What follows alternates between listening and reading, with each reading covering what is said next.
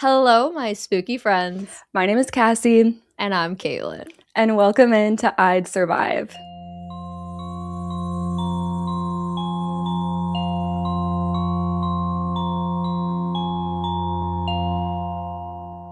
Guys, this is a big deal. This is a big day for I'd Survive because we are here recording our first episode that is also a video episode because we just launched a little thing called Patreon.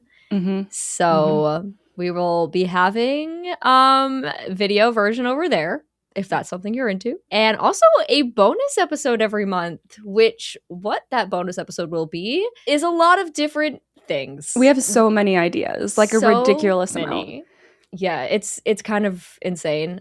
They won't be like regular episodes. We've just come up with a lot of different like horror related concepts that we want to talk about because if you didn't know, Cassie and I are like really passionate about horror. Little bit, yeah. And we just want to talk about everything horror. So that's where we'll be doing it.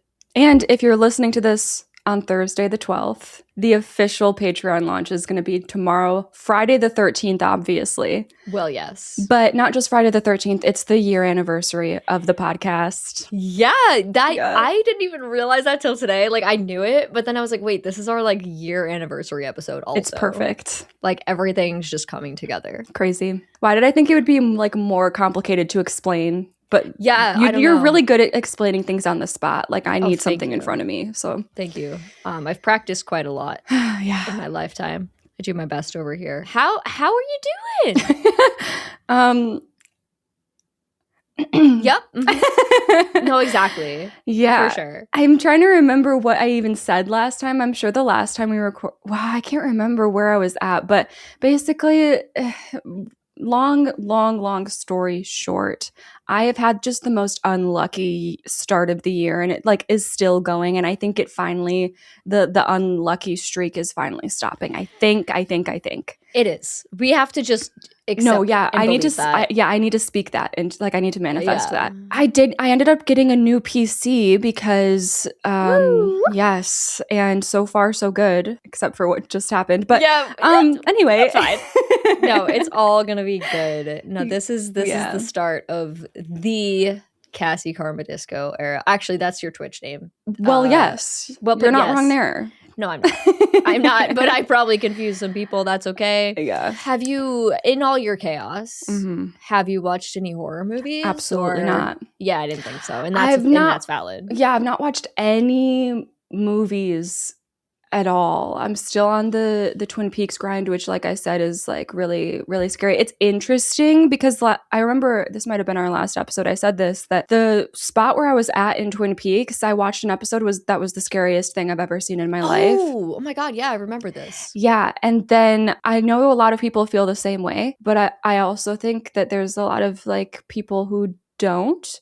So now it just makes me want you to watch it even more because I'm curious on which side you'll lie. Like I'm wondering if it's like a women are more scared and men are less scared, or if it's not a gender thing and you're like, Cassie, that wasn't scary. Like I'm thinking, I still think about that episode all the time. So yeah, I'm excited for you to get there one day. Yeah, I look forward to that. I am very much in my Midnight Mass era. Yeah. Just because, like, I finished the show a while back now, but I'm still, like, posting videos for it and stuff. And as I'm editing these videos, it's just, like, my obsession. It's bad. Like, everything Mike Flanagan does, I'm just like, well, now that's my personality. I know. Because it's the most beautiful thing I've ever seen in my life. Yeah.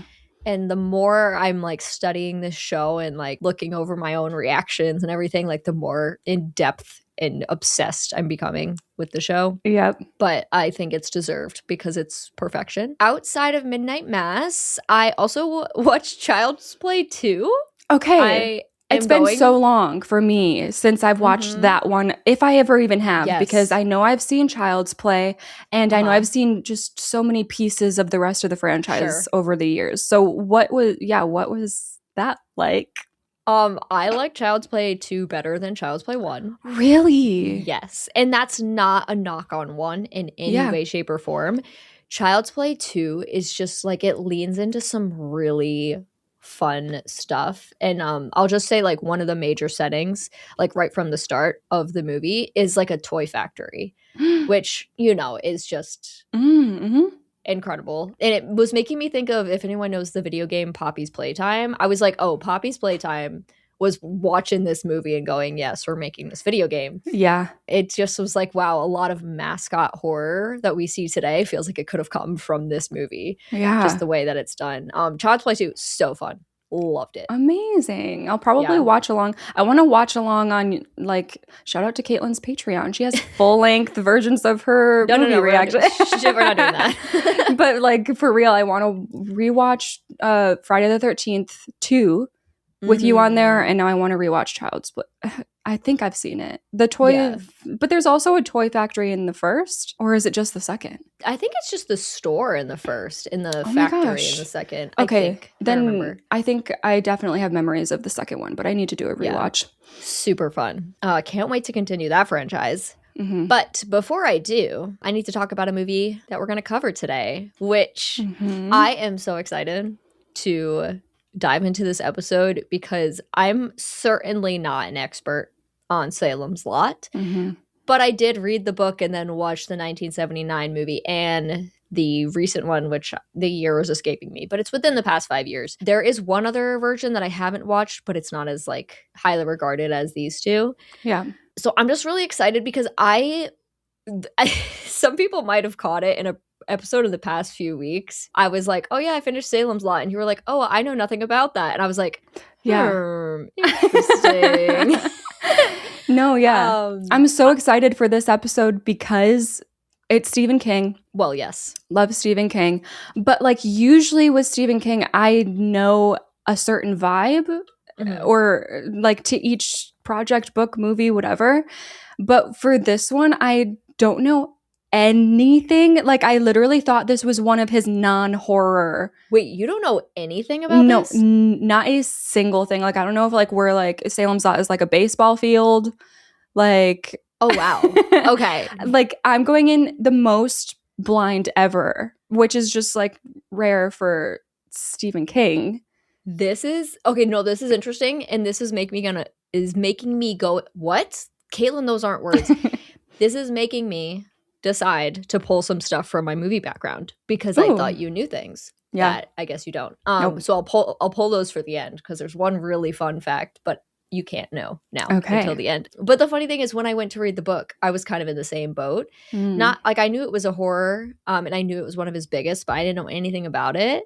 Okay. So I got to go into this very blind. Yeah. And I'm sure most people listening know the story because if you're here, most of the time you guys do, or at least know the vibes. I can't believe both of us didn't know the vibes of this story. That's crazy. It's weird to know the title. It's like, okay, it's one of his big ones, but it completely escaped me. That's crazy. No, I love that for us though. That's so fun. I know. Okay. So, of course, Salem's Lot, 1979, is an adaptation of Stephen King's 1975 novel, Salem's Lot, and it is one of 3 major adaptations. It's funny, this is directed by someone named Tobe Hooper, but do you know, they spell Toby, Tobe, so I'm just like, it's Tobe. Shout out to Tobe. Oh my gosh. Tobe Hooper. No, it's Toby. I actually had to look it up. I was like, there's no way you say this as Tobe. I know. Like, it's Toby, right? No, that's so funny. You may know him as the director of Texas Chainsaw Massacre. Yes, the original. Or the Poltergeist. Oh. It's another one, which I haven't seen. Okay. So, that's fine. That's fine. That's okay. Warner Brothers obtained the rights to Salem's Lot, and many writers tried to write a screenplay, but none of them were deemed good enough. The decision was then made to create a TV miniseries instead, so they could fit more in, given like the long nature of the book, which of course they ended up doing with it as well. 11 years later, making that into a 2-part miniseries made for TV. So it's like something to note when you're watching is like this was made for TV. Those vibes do come through because actually it's kind of crazy. I gave this, watching it, there's stuff where you're like, that looks funny or whatever. Yes. And then you go, it's 1979. Like, that's fine. Yeah. It's crazy when I think about this. Correct me if I'm wrong. Is this not the same year that Alien came out, though? Yeah.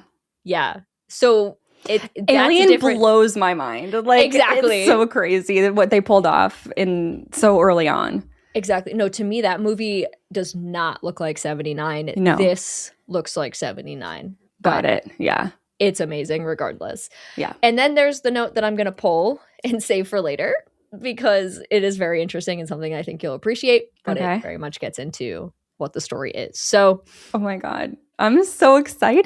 This is going to be fun. I'm going to take a guess. Okay, so I think this movie is about, that's why I'm thinking of a baseball field, because I'm thinking about the Sandlot. Okay, so I think we're on a baseball field. Okay. And they find something buried. They find okay, now I'm just going Stand By Me. Okay, so so they find something they find something, and then they're kids, obviously. Right. And then one of them like turns into a monster and it's contagious, and then the only way to not be a monster anymore is to hit a home run at the baseball field. I feel like you just described a Goosebumps book, which Stephen King would be very offended by, but that's okay. No, you got it right, though. Yeah. It's perfect. Actually, there's no point in doing the episode now. Okay. As a reminder, we will have the worksheet for you to fill out if you want to answer the same questions we do and get your own score calculated. You can do that on our Discord. Finding our Discord is as simple as going to our Instagram at I'd Survive Podcast and clicking the link in our bio. Cassie, are you ready to get into Salem's Lot? Ready? Like, yes. I was talking about how it felt like when we recorded Cube, it felt like we were in another dimension, but I didn't realize it till after the fact. But right now I'm realizing we're in a different dimension. Oh, we are. Which is very exciting. It's very exciting. Yeah. Here we go. No, it's just, I'm thinking about what you said and then my opening line. Oh, perfect. Oh my God, I was really on the nose. Okay. Yeah. So the film opens up inside a church in Zimico, Guatemala. Okay. I see how we are almost at the baseball field. Yeah, we're almost there. Also, I tried to look up how to say this like city. Oh yeah. But it's a fictional city, so like I can say it however I want. Yeah. And it's fine. Nobody can yell at me. Yeah. So there's a man and a young boy inside this church, and they're filling up small flasks with holy water when one of the flasks suddenly glows with a bright light. The man gasps. They found us again. Another one has found us. The boy suggests that they go further, but the man says no, not yet. We fade to a dark night, a full moon in the sky, and a large house up on a hill. Salem's Lot, the title card reads, leading into opening credits with dark music. Okay. I do love a house on a hill. Right? Nothing No, beats I do it. too. Mm-hmm. It's so spooky. It's Yeah. amazing. A yellow Jeep with Colorado plates pulls off the side of the road in a quiet area, and we learn that we are now in Salem's Lot, Maine, 2 years earlier. Right. Yes. That didn't cross my mind for a second. Okay. No. That makes sense. Weird. Yeah. Kind of a weird town name, but yes. I'll accept it.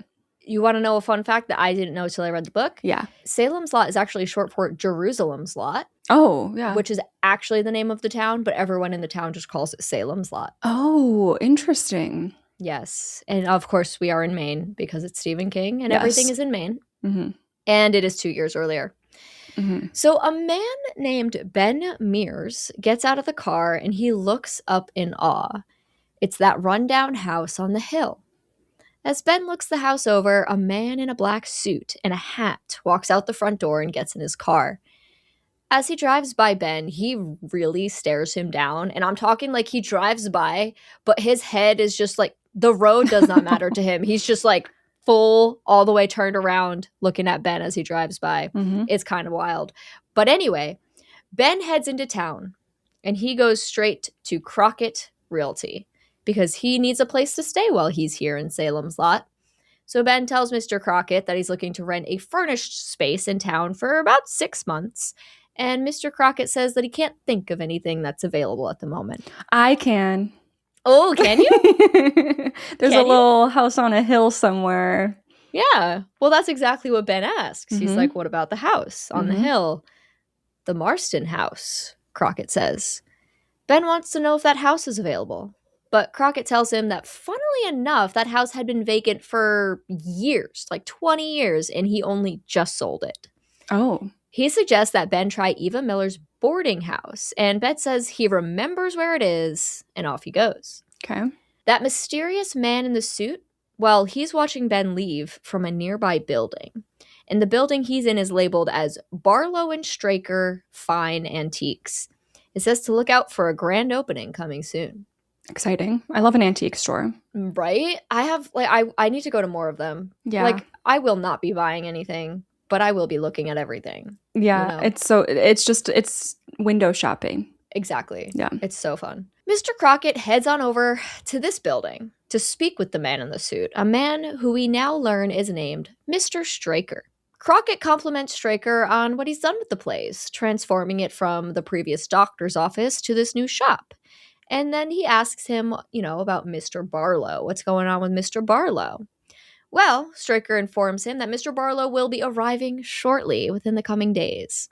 Seems like everyone in town's been pretty nosy. It's a small town, so newcomers are a point of interest, and they're all eager to meet this Mr. Barlow. Now, Ben has some luck over at the boarding house. He's settling into his new room, and he and Eva Miller make some small talk, getting to know each other, and we learn that Ben is a writer. Because of course he is. I was going to make a joke of it before. I was going to be like, he's here to like stay in town for 6 months to get away and like write. Yeah. Right. No, he really is. He really is. Okay. Welcome to Stephen King. I feel like this is a very common thing. Like I'm thinking Bill in It. He's also a writer. Yes. Misery. And also in Maine. And we also have a character named Ben. And it's Yeah. Okay, Stephen. Like we get it. Yeah. So Eva asks why Ben has come here to Salem's Lot, because strangers don't usually come here this time of year, she says. I'm not a stranger, Ben says mysteriously before just shutting the door. Ooh, okay, Ben. Why does no one remember? Yeah, they're like dropping hints that he's been here before and he's Right. familiar with this town, but no one knows him. Yep, exactly. Okay. A little later, Ben is out for a walk in the park when he comes across a young girl drawing underneath a tree. He sees one of his own novels laying on the ground next to her, so he approaches. When he makes his presence known, the girl, her name is Susan Norton, she looks up and then back down to the portrait of the author on the back of the book. It's you, isn't it? She asks. They chat a little about the book before they fall into some small talk. Susan is an art teacher at the local elementary school, and her father is a doctor here in town. Ben is very quick with it when he just like asks Susan if she would like to get dinner tonight. Oh. Like they've talked for like 2 minutes, and he's like, "Would you like to get dinner?" Okay. But then he kind of interrupts himself to be like, "Oh, like do you have a boyfriend?" Also, I need to interrupt myself and change reading girl to reading woman. I was imagining like a 10-year-old. Yeah, please change it. So I'm understanding now. I'm back. Okay. I will say, in the book, it does feel like more age gappy than it. Not 10 years old, but it feels more age gappy in the book than it does in the movie. Oh, interesting. Okay. I wonder if that was a change or if I misread it. I don't know, because I was I was kind of feeling the same. Like she felt very young. I don't know why. That's so weird. So Ben is like, "Well, do you have a boyfriend?" And she responds, "Well, not exactly." She glances down at the back of the book again. Says here you're married with no children.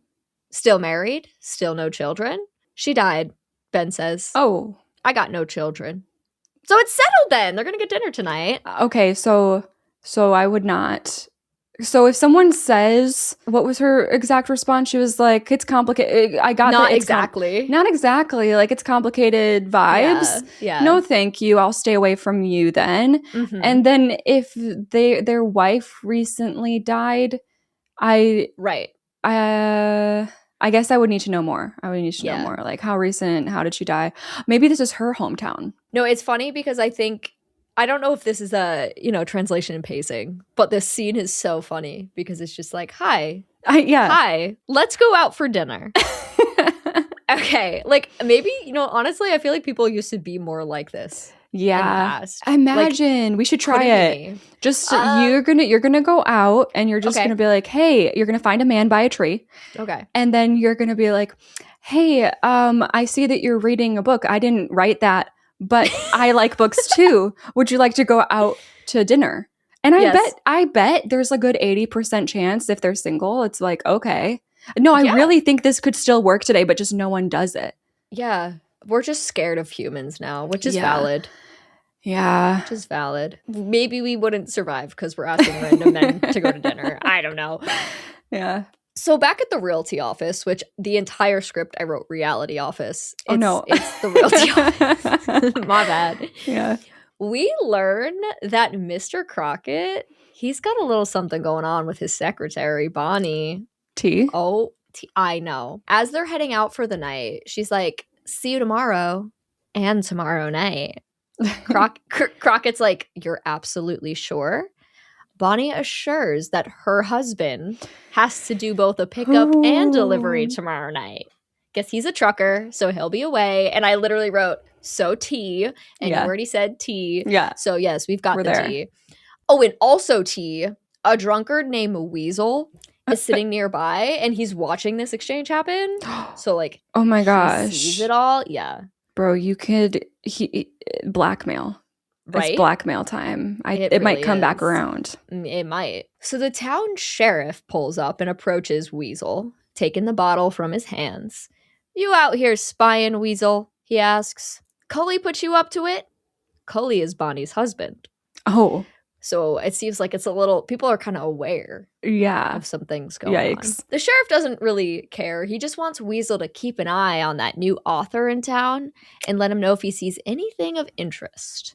Okay. Just because, that's small town vibes. A new person shows up and they're like, everyone looks. Yeah. Everyone's suspicious. Everyone's concerned. So I don't know why he's also asking the town drunk, but I guess that's best reliable information comes from the town drunk. Maybe it does, honestly. Yeah, they probably see a lot. They do, don't they? Do they remember a lot? I'm not sure. they might also fudge some facts here and there, but that's okay. That's fine. So Bonnie, she arrives home to Cully that night, who is sitting in his lazy boy in front of the TV, crushing some beers. Okay. And she's very sweet to him, gives him a kiss, asks him what he's up to. It feels like she's kind of overcompensating for the fact that she is cheating on him. Mm-hmm. But Cully just asks her to get him a beer. Cully doesn't seem like a terrible person in this moment. He just kind of seems like he's just, like that classic. I feel like that's a classic stereotype. The like husband and the lazy boy drinking the beers in front of the TV, not paying attention. Like it's bringing me straight to Ted. Is the name Ted in Stranger Things? That's exactly who this is. Yeah, great call out. That's who this is. Now, remember how? Oh, I forgot. Remember how Susan and Ben were going to get dinner tonight? Yes. Okay, it gets better though because they're getting dinner at Susan's house with her parents. Wait, so this is another weird thing. Why? Like, this is why she feels younger. Like, what are we doing at her house with her? Does she live with her parents? Yes. Okay, that makes a little bit more sense as far as why we're eating in there. Like, imagine if she didn't. She was just like, let's go to my parents' house and have dinner.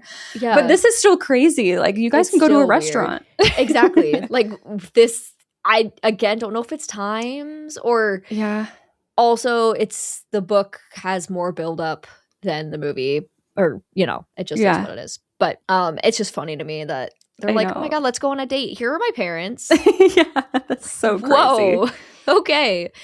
So Mr. Norton makes some small talk with Ben and mentions that Eva Miller from the boarding house, they're just talking, and they mention that she used to be married to a man named Weasel Phillips, but they had gotten divorced, but he still lives over there in the boarding house. So that drunkard man was married to Eva at one point.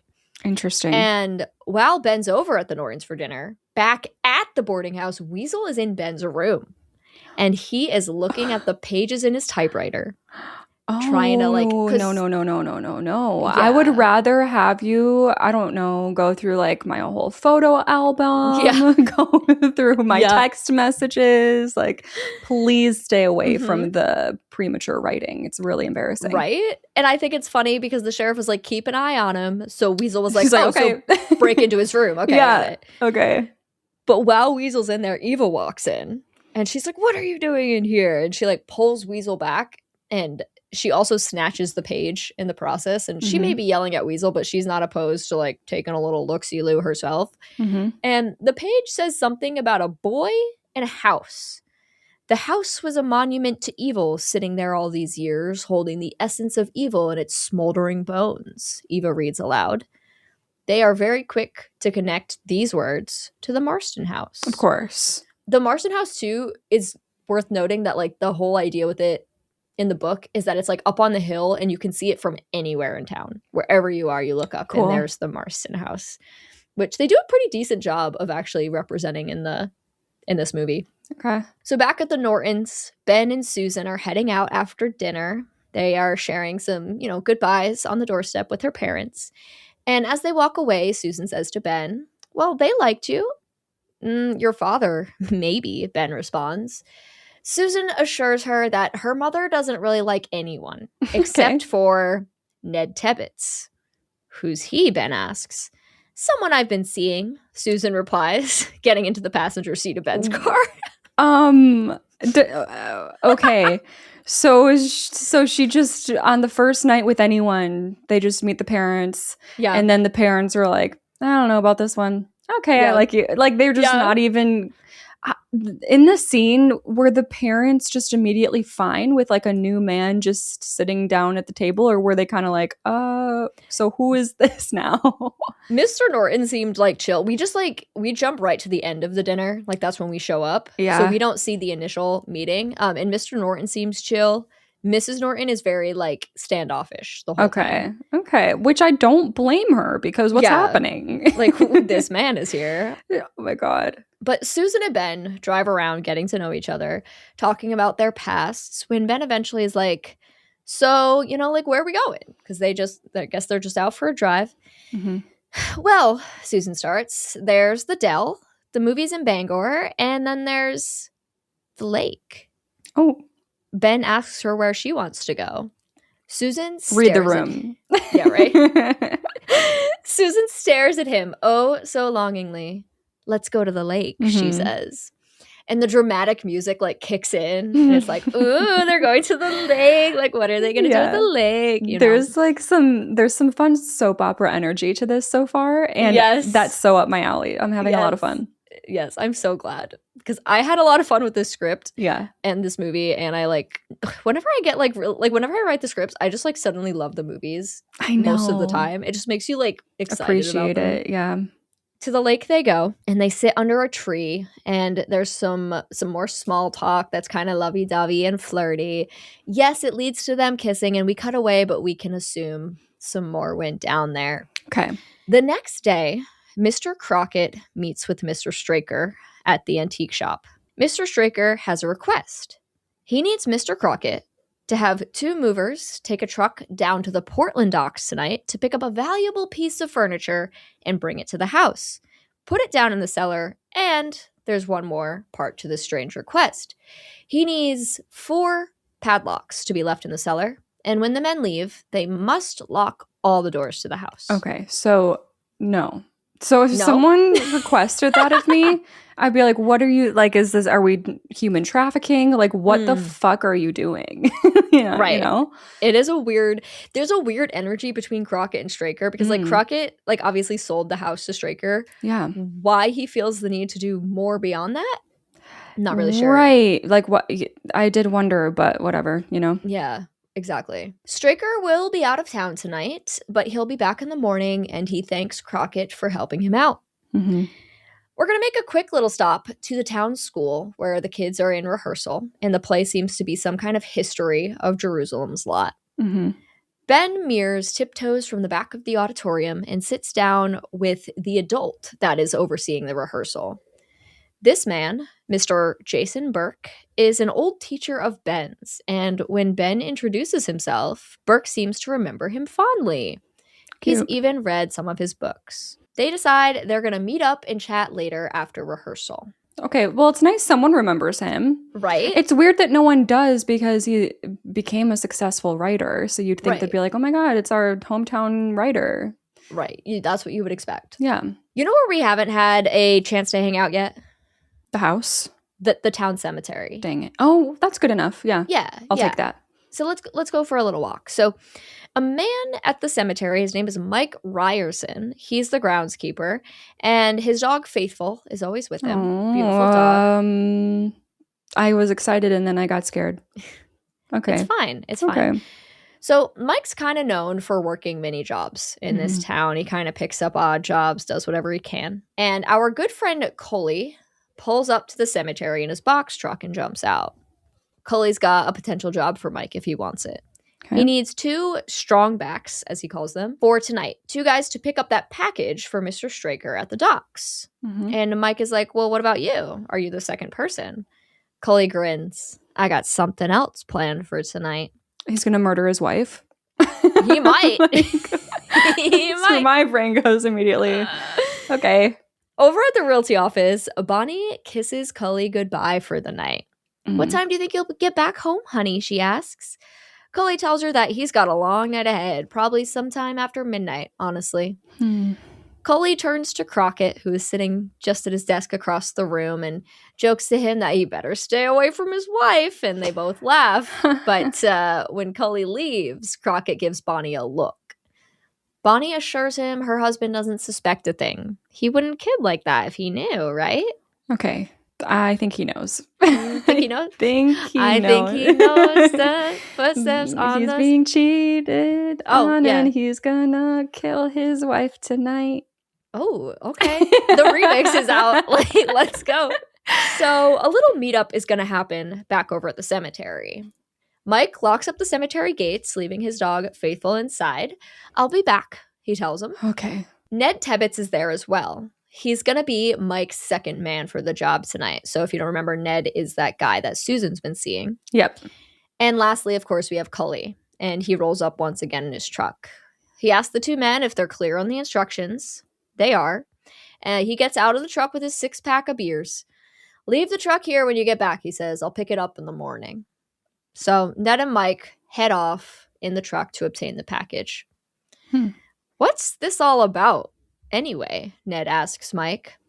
Well, Cully wants, quote, Boom Boom Bonnie to think he's going to Portland tonight. That's what they call her. They call her Boom Boom Bonnie. Oh, I didn't even register the silly nickname. I was just like, oh, he's going to Portland. Like, what's going on? But you're right. You're right. What's that about, actually? Yes. So Mike has to fill Ned in on the tea. Yes, Mr. Crockett and Boom Boom Bonnie. Oh my God. They're like sleeping together. This is crazy. So Ned wants to know, like, what's Cully gonna do about it? What would you do if you had a 12 gauge sitting in your garage? Mike says. Casual. That's actually so scary. Like, it's a horror movie, and that's why I'm like, he's gonna kill his wife. But like, these people don't know they're in a horror movie, and they're just like, hey, so if your wife cheated on you, you just kill her.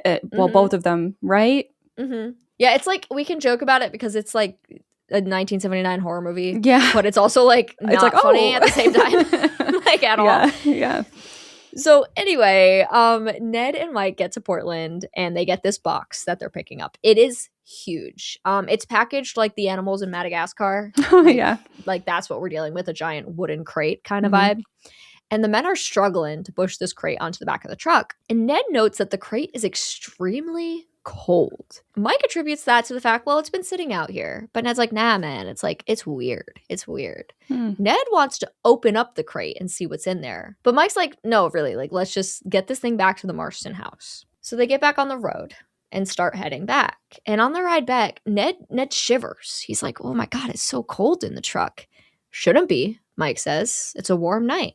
How strange. Does Mike not feel it at all? No, like he notices it, but like he's just like, whatever. It's nothing. It's Yeah. whatever. Don't worry No, about do you it. know what? You'd be Mike and I'd be Ned. So true. You'd be like, yeah, it's kind of cold, but like, whatever. We're good. Like, what? My car is vibrating right now. like, I'm sure it's fine. For context, my car was vibrating for like a 2-hour drive last night, and I was just like, it's probably fine. Yeah. And it was. It stopped. So we're good. Okay. See? You're right. I really would be Mike. So Ned glances in the back. Like they can see through to the back of the box truck, and he notices that the big crate in the back is like sliding towards the front, towards them. Ew. And he gets like a little panicky, and he insists that they stop and open up the package because why is it cold in here? Why is it moving? It's weird. Oh no, but that's like not, but that like, let's not do that. But Mike is like, no, like, let's just get this damn thing delivered. Let's be done with it, you know? Mhm. So anyway, Ben and Mr. Burke are now meeting for some chatter, and they're going to start out with some light conversation about Ben being a good student and now a great writer. But then they're going to start talking about that house on the hill, the Mhm. Marston house. I went up there once, Ben says, on a dare as a kid. Burke asked him what he saw. Ben says the house seemed to be filled with ghosts. It did have the reputation of being haunted even back then. There's one image in particular that's always stuck with Ben. He swears he saw Hubie Marston, the owner of the house, back then, hanging from his neck inside. Oh. But he remembers the man opening his eyes and looking right at him. Scared him so bad he ran out of the house. That's wild. Yeah, that's a scary image right there. Yeah. No, thank you. I'm pass on that. And I'm sure he was just like, this is what I saw. And everyone was like, no, you didn't. And then he just moved on with his life. Mm-hmm. Well, even right now, Burke's like looking at him like a little skeptically. Yeah. Ben continues. There was a feeling of, Jason, he asks, do you believe a thing can be inherently evil? He takes the Marston house, for instance. The Marston house. Can it be evil in its stone foundations, in its wooden beams, in the glass of its windows, in the plaster of its ceilings? Evil. Ben goes on to explain some of the mysterious history behind the house. The man who built it killed his wife and a servant before hanging himself. Oh. Hubie Marston, who owned the house, his sister and wife died mysteriously. And then when he came to town, this part confuses me, but don't worry about it. It's not that big a deal. When he came to town, it coincided with the disappearance of young kids in the area, but nothing was ever proven to be connected there. Which, hello, it. Like, oh, right. Interesting. I bet you that is a little nugget. There is, wait, never mind. This is a different book. Okay. But he's a writer to do that, you know? Yes. Well, I'm reading this book right now called Pet Cemetery. Yes. And there is a mention of dairy in it, and I literally drew a heart around it. Yeah. I just got excited. You have to. I was like, oh my God, dairy. That's my thing. Anyway, so now 2 men, one of which no one has ever seen, have moved into that Marston house. And Ben is suspicious because he believes an evil house attracts evil men. There's a group of middle school kids that we're going to check in with now that we haven't met. I'm so sorry that we're adding more characters to this massive cast. Sorry that they're middle school kids. Yeah, that's so true. That's so true. So one of these boys' names is Mark Petrie. And we've actually seen him around town a little bit. And he's a smart and ambitious kid who loves weird shit. Okay. His room is decked out in horror things, spooky things, anatomical things. And his friends, the Glick brothers, Ralphie and Danny, are over, and he's showing off some of his stuff, like his ghoul mask. He knows all about ghouls, evil demons that feed on humans, rob graves, stuff like that. The boys find his interests a bit strange, but like, he's their friend, they're chill with it, but they're like, what? Why are you so into all of this? Yeah. Mark's father comes upstairs to let the Glick boys know that their mother called and wants them home now. And once the 2 boys head downstairs, Mr. Petrie looks at Mark and asks him, when are you going to outgrow all of this? Oh. He picks up one of the skulls from a nearby table. Mark shrugs. Soon, I guess, he says. And it clearly hurt his feelings. So like L dad moment. Because he was just like shitting on that. That's one of my like least favorite I don't know, parenting things is when like parents treat everything as a phase for like anyone under the age of 21. And sometimes it is, but sometimes it isn't. So what if it is? And so what if it isn't? Like, why do you got to comment on it, you know? Yeah, like he's enjoying it. Yeah. And what does that matter? Now, if we find like an actual dead body under his bed, that's where we might want to step in. I agree. I think that's a fair place to intervene a little bit. Yeah. So the Glick boys, they head out on their walk home from Mark's house, and they're walking through the woods. Okay. It's dark and it's spooky. Okay. Ralphie, who is a couple years younger than his brother Danny, seems kind of scared, and the sound of an owl like makes him uncomfortable. He gets spooked by that, and he wishes they hadn't cut through the woods, but Danny insists it's fine. It's the shortcut. It's going to get us home faster. Ralphie stares off behind them for a moment as Danny walks ahead. Somehow, quietly, Danny trips, falling into a bush. It looks so bad, but like it happens. And what do you mean quietly? Like, okay. Like, as in, like, Ralphie didn't hear it. That's so crazy. Yeah. So when Ralphie turns around, he's like, what? Where did my brother go? And, like, meanwhile, his brother's, like, in a bush. So Ralphie calls for Danny. And there's also, like, these intense winds that suddenly blow through the area. Oh. And he's calling for Danny, and Danny doesn't respond. Ralphie looks around scared when suddenly a dark figure jumps up between us and Ralphie as a dark dramatic stinger rings out, and we cut away. Okay. We just see this like dark figure jump up, but it's between the camera and Ralphie, so it just kind of like masks the camera in black. Yeah. I'm trying to understand if this is separate or related to the box. Right. I'm not sure yet. Speaking of the box, Ned and Mike have finally arrived at the Marston house to drop off the mysterious crate. When they go to grab it from the back, they instantly pull their hands back from the wood. It's freezing, Ned exclaims, blowing some air into his balled-up fists to warm them back up. Ned continues to be really weirded out, but Mike is still just like, let's just get it done. So they roll their sleeves around their hands and they like move the crate out of the truck and down into the basement through the bulkhead doors in the yard. And oh my god, it's so funny. I wish I had like saved all my Google searches. Oh my gosh. From like writing this script, because I had to be like, what is it called when you can go into the basement in your backyard through the doors that are kind of slanted? Like what is that called? I know. I do that so much. Like the script I'm working on right now, I was like, what is it? The things that hang from ceilings that you hold onto in a subway. What are those? Like literally, it's just like all these weird Google searches. Yeah. So those are bulkhead doors. And they go down, they go into the basement. Hey, I want to know, Ned says once again. Mike laughs him off, but Ned pushes. I want to pry it open. No. If this is on the worksheet, 100% no. Not opening the box? No. I think Mike wants to know what's in there too, like deep down. Right. So eventually he stops fighting back. Ned pulls out a crowbar, like ready to pry open the crate. But just before he does, floorboards creak above their heads. And why do I not expect, like, why was I not expecting that? That's so good. Right? It's so simple. No, floorboards are actually one of my least like favorite someone's sounds. in the house with us. Like, what is that? Ugh. And they know that Mr. Straker is not supposed to be here tonight too. Right. So it spooks them enough to send them running out of the basement and back to the truck. Oh, good. Also worth noting that they did not lock the basement doors on their way out. Good, yeah. Yeah, great. Now it's tea time again. Back to okay. the tea. So Mr. Crockett is pulling up to Boom Boom Bonnie's house, but guess who is standing behind a tree in the yard? It is Cully, and he is watching and he's drinking his beers. So Bonnie lets Mr. Crockett in, more like pulls him in the front door, and Cully looks like nearly emotionless. It's actually kind of like scary, exactly. Yeah. He heads straight to the shed and pulls out his rifle. But we're going to cut away from that and wonder what's going to happen there. Ooh. Danny Glick makes it back home, but he's without his brother, Ralphie. Okay. He limps into the yard in a daze before collapsing on the ground. And his parents have been worried and on the lookout since the boy should have been home by now, so they come running out to get him. What happened? Where's Ralphie? They ask him. Danny doesn't know. He seems confused. So his father tells the wife, go get Dr. Norton, because like something seems off with Danny. Now, Mr. Straker's arrived back to the Marston house from wherever it is he's been, and he heads straight for those bulkhead doors.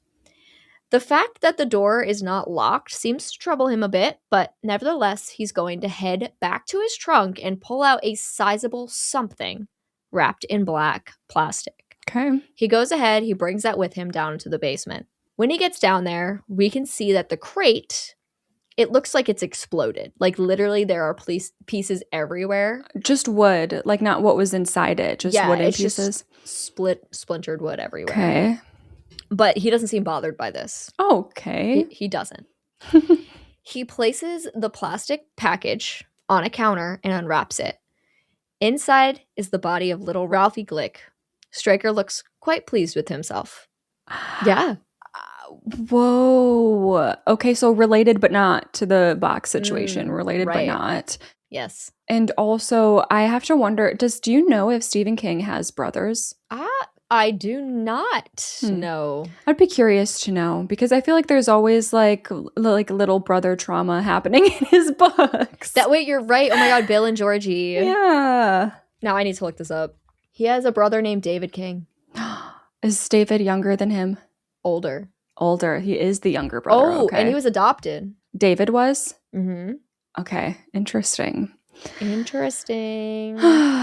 Well, I hope they had a happy childhood together. Yeah. Who knows? But whoa, this is great. Like adults, I don't know, like kid horror just always scares me more than a lot of things. Like the subgenre of kids being hurt in whatever in horror. So here we go. Yeah, right? But back to the tea, because okay, yeah, right? whatever, so, Ralphie. Boom Boom Bonnie and Mr. Crockett are having some fun in the bedroom. But oh no, Cully has made it inside the house.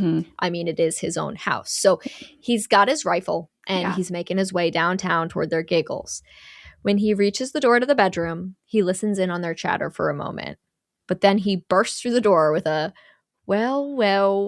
Okay. Because of course he does. And oh my God, no! All right, this is fucked up. I'm sorry. I'm gonna laugh though. I'm gonna laugh. Okay. Okay. Bonnie's like, "Oh, Cully! Oh no, this isn't.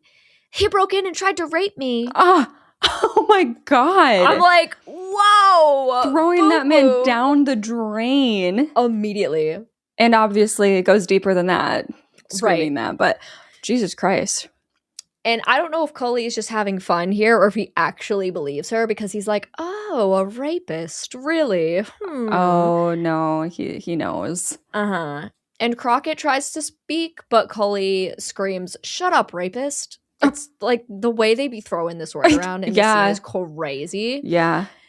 So Cully makes Crockett get out of bed and starts threatening him, holding the gun to him and all of this fun stuff. And meanwhile, Boom Boom is just in the background going, oh, Cully, oh no, Cully, stop it. Yeah, that's usually what women do in 70s movies when the men are doing important things. Yeah. So true. This is so true. Oh my God, I totally forgot I wrote this. But like this is the energy of the scene.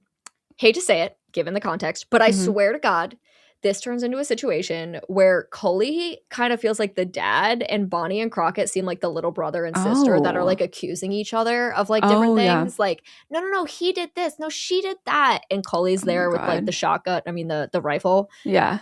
It's odd. Yeah, it's just a wild scene. So eventually Cully makes Crockett come with him to the living room and he tells Bonnie he'll be back for her later. Oh, by the way, Crockett, it's not funny. The scene is not funny. Oh my God. No, but Crockett is wearing these like little shorty shorts, red shorty shorts, and they're satin. And it's just so funny because he's just like, that's a choice. It's a choice. And I don't know where he made. Actually, Cully even asks him, like, where'd you get your shorts? And he's like, I got them in Boston. And I'm like, okay. Oh, cool. So Cully makes Crockett grab the barrel of the gun that he's holding and like just hold it in front of his own face. And he takes his time with this little game, playing with Crockett, scaring him. And after some time, he pulls the trigger. The gun is not loaded. Okay. Yeah, it's not loaded. What an asshole. Crockett like hears the click and immediately just makes a run for it out the door in his cute little red shorts. And he runs down the front steps of the house and turns directly into a scary dark figure with a bony hand. And like this hand has long fingernails. Ew. And that is all we see before we cut away. Okay, so that's what broke out the box. Maybe. But that's weird because the other dark figure we had turned out to be, what's his name? The guy running the box, Straker running in the box situation. Back in the house, Cully heads back to the bedroom and he goes, "Here I come, puss. Here comes Big Bad Bear." Oh. He goes in, closes the door. We hear some slaps and screams. Oof. It's gross. Yeah. Anyway, Ben and Susan are making out by the lake like teenagers, woohoo, when they hear some cars on the road nearby. And it doesn't sound like, something about it sounds off, so they head over to check it out. And when they come to the road, they find Mr. Crockett dead in the driver's seat of his own vehicle, just parked on the side of the road. And that is Act 1. What do you mean? What? Am I thinking of the right person? Crockett is just the guy who just ran out the house. Yes. Oh, and then he faced the creature. Well, or whatever it is. And now he's in... Do I get to know what he looks like? Is he bloody? Is he just dead? Nothing, like, he just dead. Okay. Yeah, we don't see anything crazy going on there. Odd. Okay. Yeah. This was very exciting. Yeah, that is, I know there's a lot going on. Yeah. Which makes sense when you know, well, this movie's 3 hours, by the way. So I did cut a lot, obviously. Yeah. And this is, of course, the longest act. Even with everything that we just went through, I only have 2 questions for you. Okay. Yeah, that makes sense. Our first question A, do you take the long, safe way home as opposed to the shortcut through the woods? Like, I want to say yes, but like as a kid, I would be more inclined to take is it a path in the woods or is it just the woods? Just the woods. Oh, well then I'd be scared of like poison ivy. So yeah. This is a thing. If I was a kid and I was like in the minority and they were like, we're going through the woods, I would go with them and I wouldn't want to be alone. So I'll go like a solid 76%. Okay. Fair enough. I went 23. I mean, I feel like this checks out. Like, yes. I'll take the short way home through the woods. Like, yeah, I'm good. Funny. Okay. And then 1B, would you ignore Boom Boom's advances knowing she's a married woman? Oh, 100%. Yeah. 100%. I put 99 because I'm very, like, you know me. I like to leave that room, but yeah. No, we are not messing around with a married woman. Right. Okay, so I'm sitting pretty at an 88% for Act 1. Damn. Okay, nice. I'm at a 61. Okay. Because I am skipping through the woods. Yeah. And I am tiptoeing through the tulips. And literally. And you're like playing a creepy soundtrack as you do just to feel fun and spooky. I'm like playing the Michael Myers theme song and like just walking through the woods. Putting on a hunch and just like creeping through. Dude, wait. What? Catch me doing this tomorrow night. Like just for fun. No, you would and you will. I would and I will. Amazing. All right, we're going to jump in right into Act 2. Okay. So Danny Glick, he lays in his bed in the middle of the night and he's asleep, but it's like a very restless sleep. He's tossing and he's turning when suddenly a cloud of fog begins to gather outside his second floor window. Okay. A figure appears outside and floats right up to the glass. It's Ralphie. His eyes are pure white. He wears a set of plain cream-colored pajamas, and an uncomfortable smile sits upon his face. Ew. He wraps his fingers on the window repeatedly, scratching at the glass, and it wakes up Danny. Danny looks up at his brother in the window with an expression that shows more intrigue than fear. He gets out of bed and slowly walks toward the window. He opens it. Oh, okay. Ralphie swims through the air and into Danny's room. And we can now see his sharp canines. Right.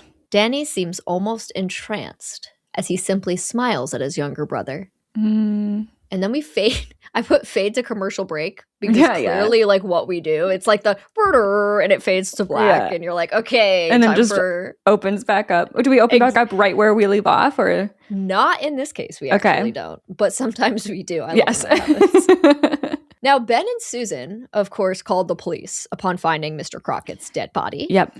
And Officer Parkins is unsatisfied with the sheer lack of information that Ben and Susan are able to provide on the situation. Okay, well, what do we found a dead body. Like, why is it my fault that I don't know more info for you? Do your job. Exactly. So all they can share is that what they think they heard. They heard 2 cars pull up. Someone got out of one and into the other, and then one of the cars took off. That's it. That's what they know. Okay. Oh, what a night, the officer sighs. First a kid disappears, and then this. You're not leaving Salem's Lot, are you? He asks Ben. Ben says he's not, and the officer seems pleased with that answer. I just realized something. What? When you said, like, back in the day, the Marston house, they were like, when he lived there, kids would go missing, like, randomly. It just came back to me that we have kids going missing. Yes. But they're not really missing. They're just ghosties. Yeah. With canines. Oh, I wanted to ask, is he like an apparition or is he solid? Solid. Okay. Just floating. Just floating. Yeah. For funsies. We'll all float. That makes me so happy. Sorry. I just think about Pennywise and then I get excited. Chill. Like, relax. Okay. Yeah, so clearly the officer, they actually call him the constable. I wrote officer. We all get it. He's like clearly like a little suspicious of Ben because he's new. So naturally, you know. When Ben and Susan get back to Susan's place, her father is leaving for the hospital because Danny Glick had collapsed and he's going to check on him. Oh. Susan can't believe everything that's happened. Both the Glick boys and Mr. Crockett in this small town of Salem's Lot. Very weird. So at the hospital, Dr. Norton checks on Danny and then speaks to Danny's parents. Danny's a healthy kid. He's never had any issues before this, and they go through everything. Danny should be fine, and they don't know what's wrong with him. They're going to keep him at the hospital to run some tests. Now, the town's been having these search parties for Ralphie, and Ben's been helping out. And today, he comes across a strip of black fabric in a tree. And the sheriff is like, don't touch it, don't touch it. They got to bag it as evidence. He always wears a black suit, Ben mutters. Who? The officer asks. Straker. Okay. I guess Officer Parkins takes this seriously enough because next thing we know, he's showing up at the antique shop to chat with Straker. Wow. He starts out with some light conversation and asks Straker when we can expect to see Barlow. Oh, and also, does he have a first name? Because everyone around here just refers to him as Barlow. Well, yes. His partner's name is Kurt Barlow. They've been working together in different locations around the world, and they see opening up this shop here as their retirement, hoping to settle in here in Salem's Lot. Officer Parkins asks him how he's liking the house. He's not bothered by the kids around here, is he? Straker says the house has been just fine, needs some fixing up, and the kids haven't bothered him one bit. We seem to have misplaced one, the officer says. He fills him in on the missing boy in what seems like an attempt to kind of gauge reactions. And Straker stays cool, calm, collected. By the way, Parkins says, heading for the door, what happened to your black suit? Because he's actually wearing gray right now. Interesting. And he says, I've got 2 black suits up at the house. Am I breaking some town ordinance? He asks sarcastically. The officer just tells him he'd like to take a look at those suits. Tension in the air finally seems to thicken as Straker assures the officer that he'll bring those suits down tomorrow. He's planning on getting them cleaned anyway. When the officer gets back to the office, he makes a call. He needs whatever office this is to run some names. Ben Mears, Richard Straker, and Kurt Barlow. Okay. At the Nortons, Ben sits down with Dr. Norton. Ben thinks that there has to be a connection between Crockett's death and the Marston house. He'd rented them the house. Dr. Norton assures him that Crockett died of a heart attack. There's nothing more to explain there. So what about the Glick boys? Ben asks. Norton says that the tests haven't been completed yet, but it's looking like it could be pernicious anemia. This was one of my other Google searches. Yeah. An autoimmune disorder where the body cannot produce enough red blood cells due to B12 deficiency. Oh. But it would be strange for a condition like this to kind of come on suddenly. Right. This is more of a slow build. Danny is laying in his bed at the hospital. His body's hooked up to some kind of IV, and outside his window, a fog begins to gather. Who but his good old brother Ralphie appears once again, wordlessly tapping on the glass.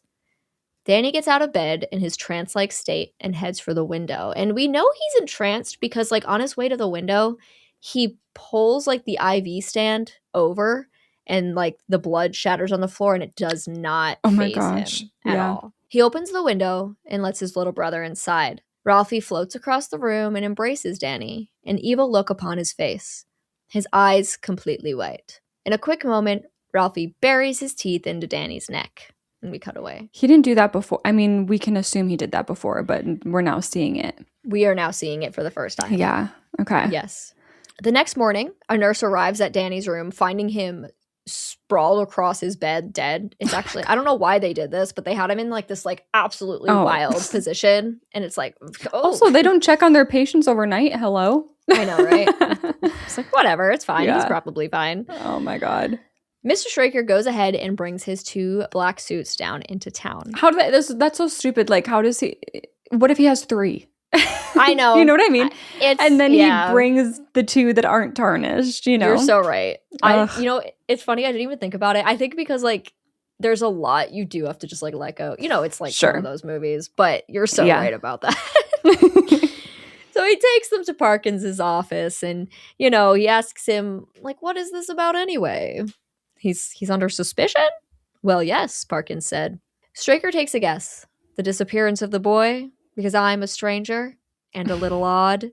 The officer is basically like, well, yes. Exactly. Thank you. Straker just asked that his suits are returned to him in a timely manner, in perfect condition, and also cleaned. And he's on his way. And cleaned. Damn. Yeah, he's like, and I would like them clean. That's crazy. Okay. Like the confidence he has. Well, I mean, it makes sense. Like people who are doing shit like kidnapping children and like being evil, like they just think they'll never get caught. And they're like, yeah, I'm not going to get caught. And you're going to do my laundry. You're going to do my laundry.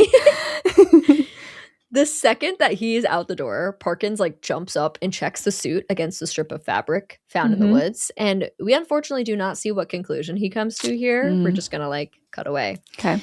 So sometime in the next couple of days, Danny Glick's body is buried by our buddy Mike Ryerson in the cemetery. And some intense winds kick in while he's, you know, pouring the dirt into the grave, and it's sending all the flowers and the wreaths like from the funeral blowing away from the burial site and across the grass. Mike shovels some dirt into the coffin 6 feet deep into the earth, and he goes to throw in another shovelful when he stops short. He drops his shovel on the ground and walks to the front end of the hole. He stares down at the casket in a bit of a daze for a long while before jumping in on top of it. He reaches for the latch on the side and opens it up. Danny lays inside, his arms folded across his chest, but his eyes are wide open and white. Mike just stares at him until Danny suddenly sits up and digs his teeth into Mike's neck. Oh my gosh, that means death. Like, that's death. Yeah, that is going to be death for us for the sake of this movie. Mark, remember Mark Petrie? He's in his room at home. Just painting little figurines when his dad walks in to chat with him. One thing to know about Mark is that he's a bit of an escape artist. It's just another quirky thing he's interested in. Of course. So his dad picks up a pair of handcuffs on the table and asks Mark if he can get out of them. And Mark's eager to show his dad, so he tells him to go ahead and put them on. He puts them on. He does a couple quick shakes and a little maneuver, and the cuffs come off. He's like, ooh, look, Dad, I got out of the cuffs. Okay. He then holds up a rope to his dad and is like, want to tie me up? I can get out. Try me. His father's like, maybe some other time, son. You know, Mr. Petrie says, sometimes I wonder why you're so interested in monsters and magic. Why do you think that is, Mark? He sounds like my mom every time I walk into the house wearing a Scream shirt. Or like when I show up with my Ouija purse and she's like, Caitlin, why? And I'm just like, why not? It's cute. It's fun. We girly love pop it. things. But Mark answers, I always have been. I can't explain it. It's the way I am. Like you were interested in numbers and became an accountant. And Mr. Petrie's like, well, at least I can earn a living. Okay. Okay. Like he's literally like he's a child. in middle school. Yeah. What are we doing? What is this? Let him have a hobby at 12. Like, it's fine. Actually. Mark just smiles back at him. I'll earn a living, he says. Ben and Jason Burke are meeting for dinner at the local diner again, and their chatter has centered again around the Marston house. But they are quickly interrupted by Mike Ryerson stumbling into their table. Wait, like the man who died? The man who got bit in the neck He's got white eyes? No, he looks fine. Okay. When I say fine, I mean he looks fine. But Right. he's not acting fine. Okay. Ben and Burke show immediate concern by the way he just like stumbles dramatically into the table. Burke thinks Mike must be on something, but Mike tells him he's just feeling quite sick, and he certainly is acting out of it.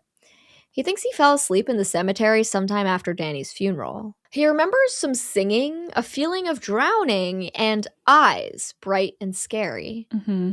Ben and Burke are trying to get information out of Mike, but it's proving difficult. He describes the previous night in broken parts. I remember a dream. He starts pointing at nothing, or maybe doing a tapping motion with his fingers. There's somebody out there. I let him in. Burke says he wants Mike to come stay with him tonight. He'll take him to see Dr. Norton first thing in the morning. That's really nice. That's really nice. I wouldn't do that. Yeah. Uh-huh. Like, I'd be like, okay, I'm going to we'll get you somewhere to stay for the night. I'm going to call you in the morning. I'll drive you to the doctor, but right. I don't want to have my eyes closed around you. Yeah. Yeah. So Mark Petrie lays fast asleep in his bed at home, but something causes him to stir awake. He glances toward his bedroom window, where a cloud of fog has begun to gather. Yep. On the other side of the glass, Danny Glick appears in his funeral suit, and he begins to whisper, "Open the window. Open the window, Mark."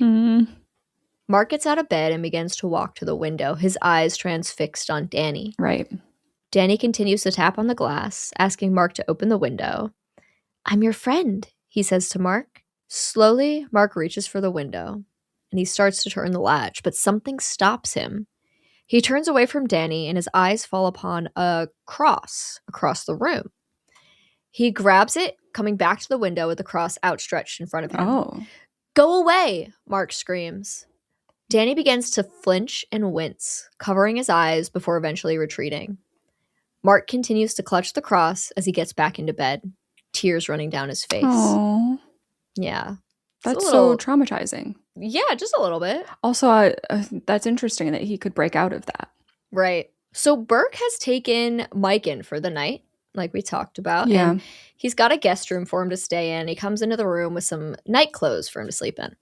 But he notices something funny on Mike's neck. 2 puncture wounds.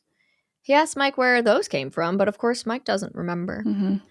Burke tells Mike that he'll be right down the hall if he needs anything at all. He closes up and locks the window to the room before leaving Mike to go to sleep.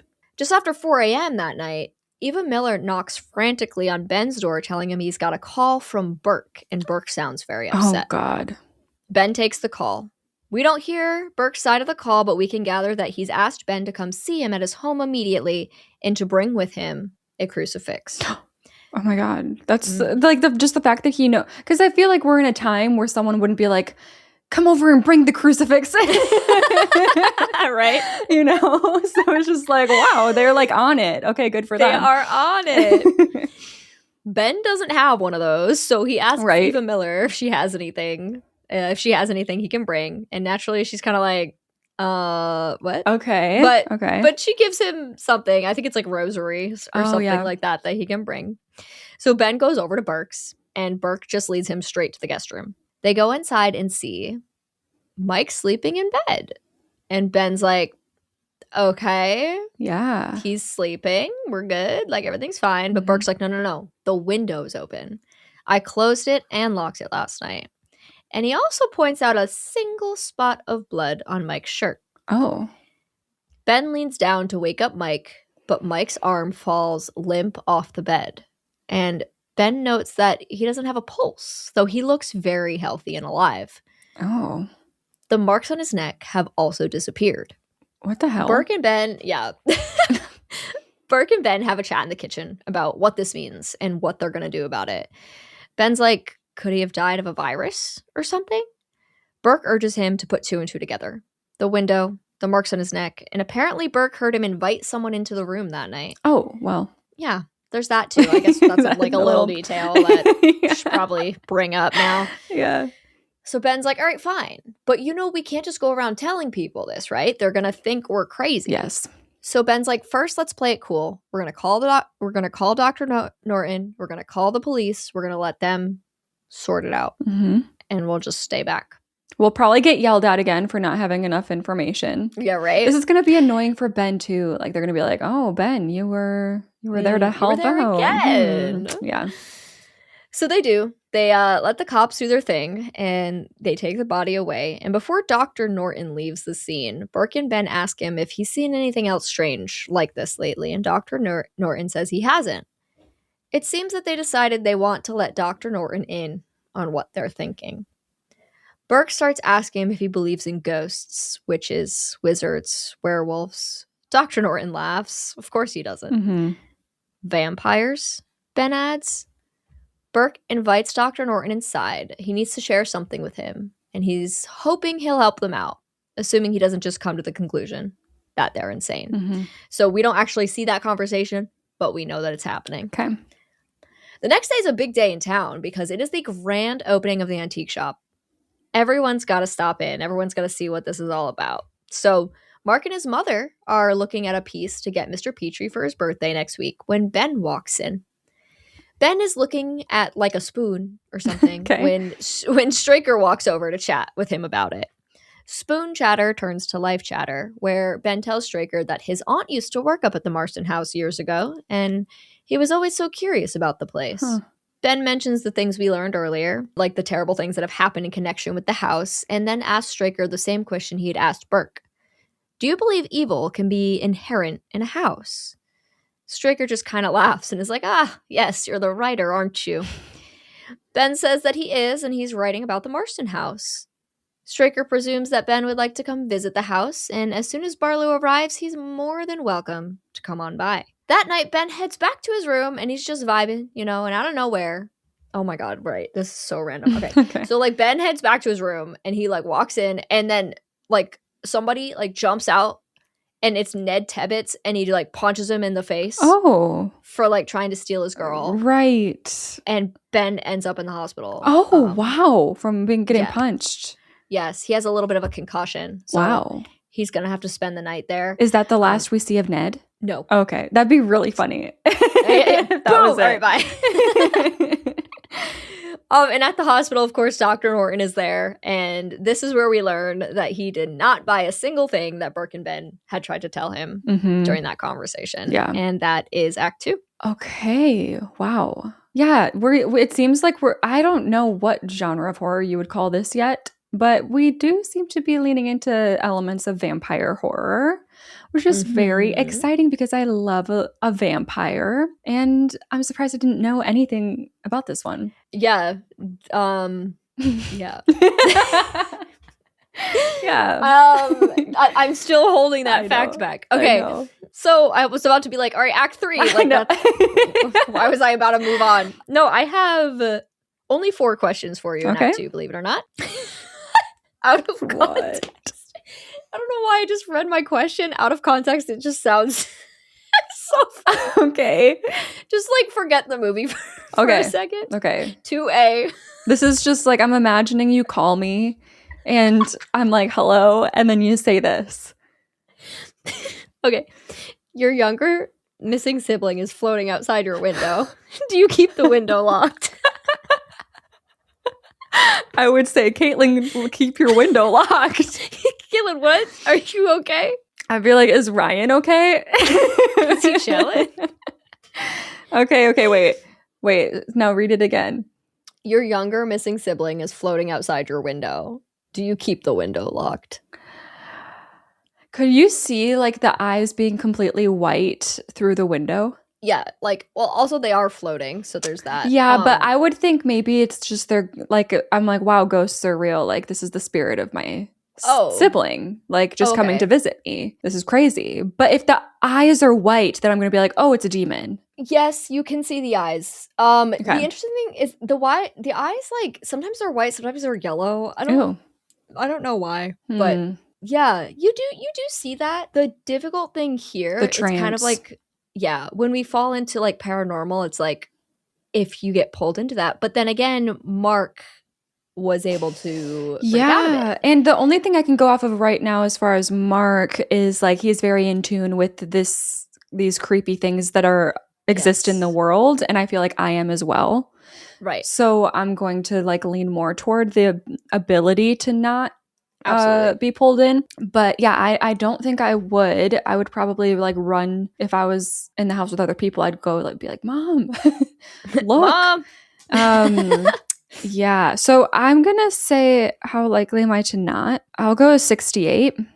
68. Yeah. Okay. I went 43. Yeah. I don't know. I just feel like I know it's weird, but at the same time, it's like my brother's been missing for a few days, and I see him outside my window. Like, I feel like that would probably take over, but I'm not going to go super low because, like, he's floating around. Right.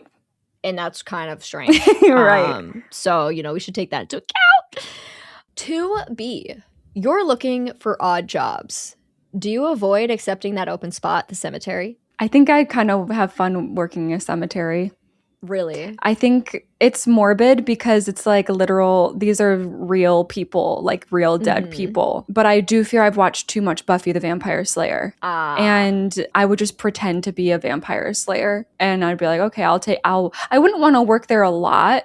But if it's like a one night thing, if it's like, oh, tonight, can you go do this? I probably would be like, okay, fine. So then I want to go lower. I'll give myself like a 32.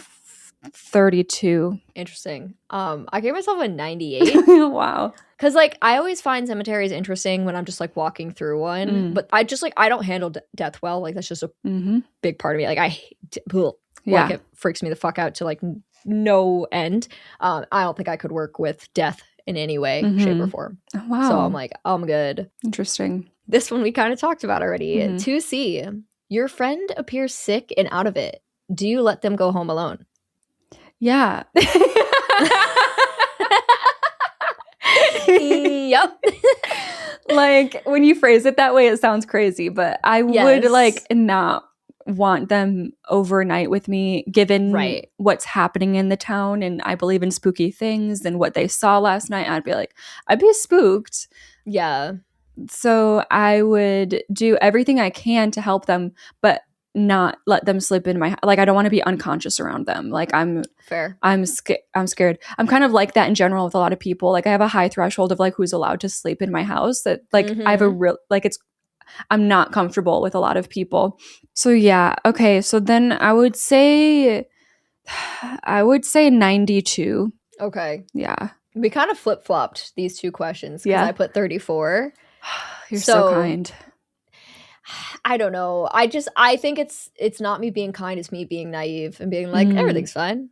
You know, like, I don't think I'd clock it as like bad. The only thing I would think is like, if you're really sick and contagious, I would be worried about that. But other than that, I'd be like, it's fine. Do you think there's a people pleaser aspect to this or no? Like, honestly, not in this particular case. Yeah. In many cases, yes. But this one, I just feel like it would just not be a thought. Exactly. Yeah. Just be like, oh, that's fine. Interesting. 2D. Do you recognize that Danny is a vampire and prepare yourself with a crucifix? Okay. So I've watched a lot of Buffy the Vampire Slayer. I kind of want to get a crucifix now. I don't have one. I need a lighter and I need a crucifix, is what I've learned this year on the podcast. Right. Yes, I don't have one either. So yeah, I will be buying one. Yep. And yeah, I would use it. I think I would use it on someone like before it was even necessary, just to like, because I think it would be funny. Wait, can you imagine Cassie walking around like at Walmart and she's just got her crucifix out? Like, someone coughs near me and I'm like, just be like, wait, okay. No, okay. So it's just funny because, like, sure, I would. Okay. I wouldn't have a crucifix though. Like, now I would, because I'm aware of this movie and I'm just thinking differently now. But sure, I don't have a crucifix. So I'll go in the middle somewhere. I'll say like 48. Okay. Because I can put up my hands. You know what I mean? That could work. I wonder if that works. Yeah. I would accept that might be a vampire, and I would do something about it. So that's why I want to like be up there a little bit, but I'm going to stay below the middle. No, sure. Because I gave myself a 12. Okay. But I expected some of these questions for you to be higher because of your vampire-ness. Yes. I was like, yeah, I would not. Yeah. I've learned a lot recognize from this. Buffy Summers. I've learned a lot. For sure. So, yeah, that is your 4 questions for Act 2. Okay. They're all weighted the same. I'm definitely lowering from Act 1. In Act 1, I was 88. Act 2, I'm at 60. At 60? Oh, okay. Which that works. Feels like a natural progression for me. Yeah, I'm at 47. Okay. Dropping off a little, which makes enough sense. All right, so we are heading into Act 3. I just don't know. Okay. I just don't know what. Yeah. I'm still thinking about the opening scene and what the hell was that? Right. Yeah, I forgot about the opening scene for most of the film. Yeah. So, meanwhile, Burke is sitting at home reading a book about vampires, and it's kind of endearing. Don't ask me why. He's just like sitting in his little reading chair, and he starts to hear some strange noises from the second floor. Oh. He grabs his crucifix and slowly makes his way up the stairs and down the second floor hallway. He's hearing a constant swaying, creaking sound coming from the guest room. No, it's a hanging body. No. Oh. No. Okay, Actually, so it can't be worse. No, it can't. I mean, I hate what it is, but it's not a body hanging from. Okay. So we're fine. Okay. Yeah, it's fine. So he hears this swaying, creaking sound coming from the guest room. So he goes ahead. He opens the door. Inside, Mike Ryerson sits in a rocking chair. I actually do think I'd rather have him be dead and hanging, because now that man's gonna run at me and attack me and kill me. Yeah, right. He's sitting in his little rocking chair, and his eyes are closed, and he looks very, very pale. Oh. Burke stares in fright when Mike suddenly looks up. He's got that glow in his eyes, and Burke seems to become quickly transfixed. Mike starts doing stuff. Okay, I literally wrote Mike starts doing some stuff, okay? Because I don't know what the direction was on this, but he's making faces and sounds, and his tongue is out, and he's like, there's just the teeth are there. It's like they were just show off the teeth, okay? Sure. So he's like, I'm like, whoa, all right, what is happening? Yeah. And he does speak, but he just keeps saying, look at me. Oh. Look at me, teacher, over and over. And it's so uncomfortable. I hate this scene. How long has it been, by the way, since we called this in? So this is a different day. So why is his... Oh, but did they take the dead body away? Yeah. Oh, okay. So he's not just been dead in the bed for a day. No. Good. They took away the dead body. Okay. And now his body is here. Okay. So Mike is slowly walking toward Burke. But remember, Burke has his handy-dandy crucifix. So he holds it out to Mike, and Mike starts recoiling. I revoke my invitation, he says, backing Mike into the window. Mike backs up enough that he crashes through the glass and falls out. When Burke looks out the window, Mike is gone. Okay. Then Burke starts experiencing a cardiac event. He is clutching his chest and he's falling through the hall. He manages to go down the hall and back to his room so he can fall on his bed. And he tries to reach for the phone on the nightstand, but we cut away before we can see what happens. Okay. Mr. Ned Tebbets. We did not see the last of him. He is back. And he is in a jail cell down at the station. Oh, good. For Punch and Ben. And he is restlessly sleeping in what can only be the most comfortable bed I've ever seen. It's just metal slab. And he stirs awake and looks toward the door of the cell. A creepy looking hand undoes the latch and the doors swing open. Ned looks up and we get jump scared by something glorious. A bald man with cakey foundation. He's got big yellow eyes, long pointy teeth, scraggly teeth, some pretty large ears, and his complexion is bluish white. Okay. So this has to be Barlow. Perhaps. Ooh. Who broke out of the box. And he's just a vampire. Just vampire. Yeah. I will say that it's kind of funny that the face paint is so fucking cakey. Yeah. And it's crazy. I'm like, whoa. We gotta smooth that out a little bit. I don't know what we were doing. Anything, please. Get a beauty blender in here. Stop. We need that. So Ned stares in horror as fog fills the room and the creature makes some weird noises and we cut away. Okay. In the morning at the Glick residence, Mr. Wait. Glick. What? What if Straker is that dude? Ooh. And it's a transformation thing, and that's why he was gone when they were. That wouldn't make sense. It could make sense. If I try really hard, I could make it make sense. we can make it work. I like it. So in the morning at the Glick residence, Mr. Glick is upstairs in the bathroom when he hears a crash from downstairs. When he gets down there, his wife is like passed out on the floor and he's all, oh no, what happened?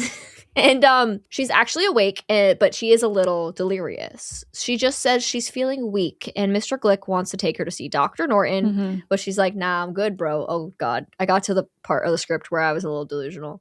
Oh no. And I started writing. I was writing this in the morning, but it was like right after I finished my coffee, which is usually when I'm like, yes. And so the script gets a little weird. Don't worry. Okay. It's fine. So she does tell him, though, that she's been dreaming about Danny. And in these dreams, Danny always tells her that he's glad to be home. He's her baby.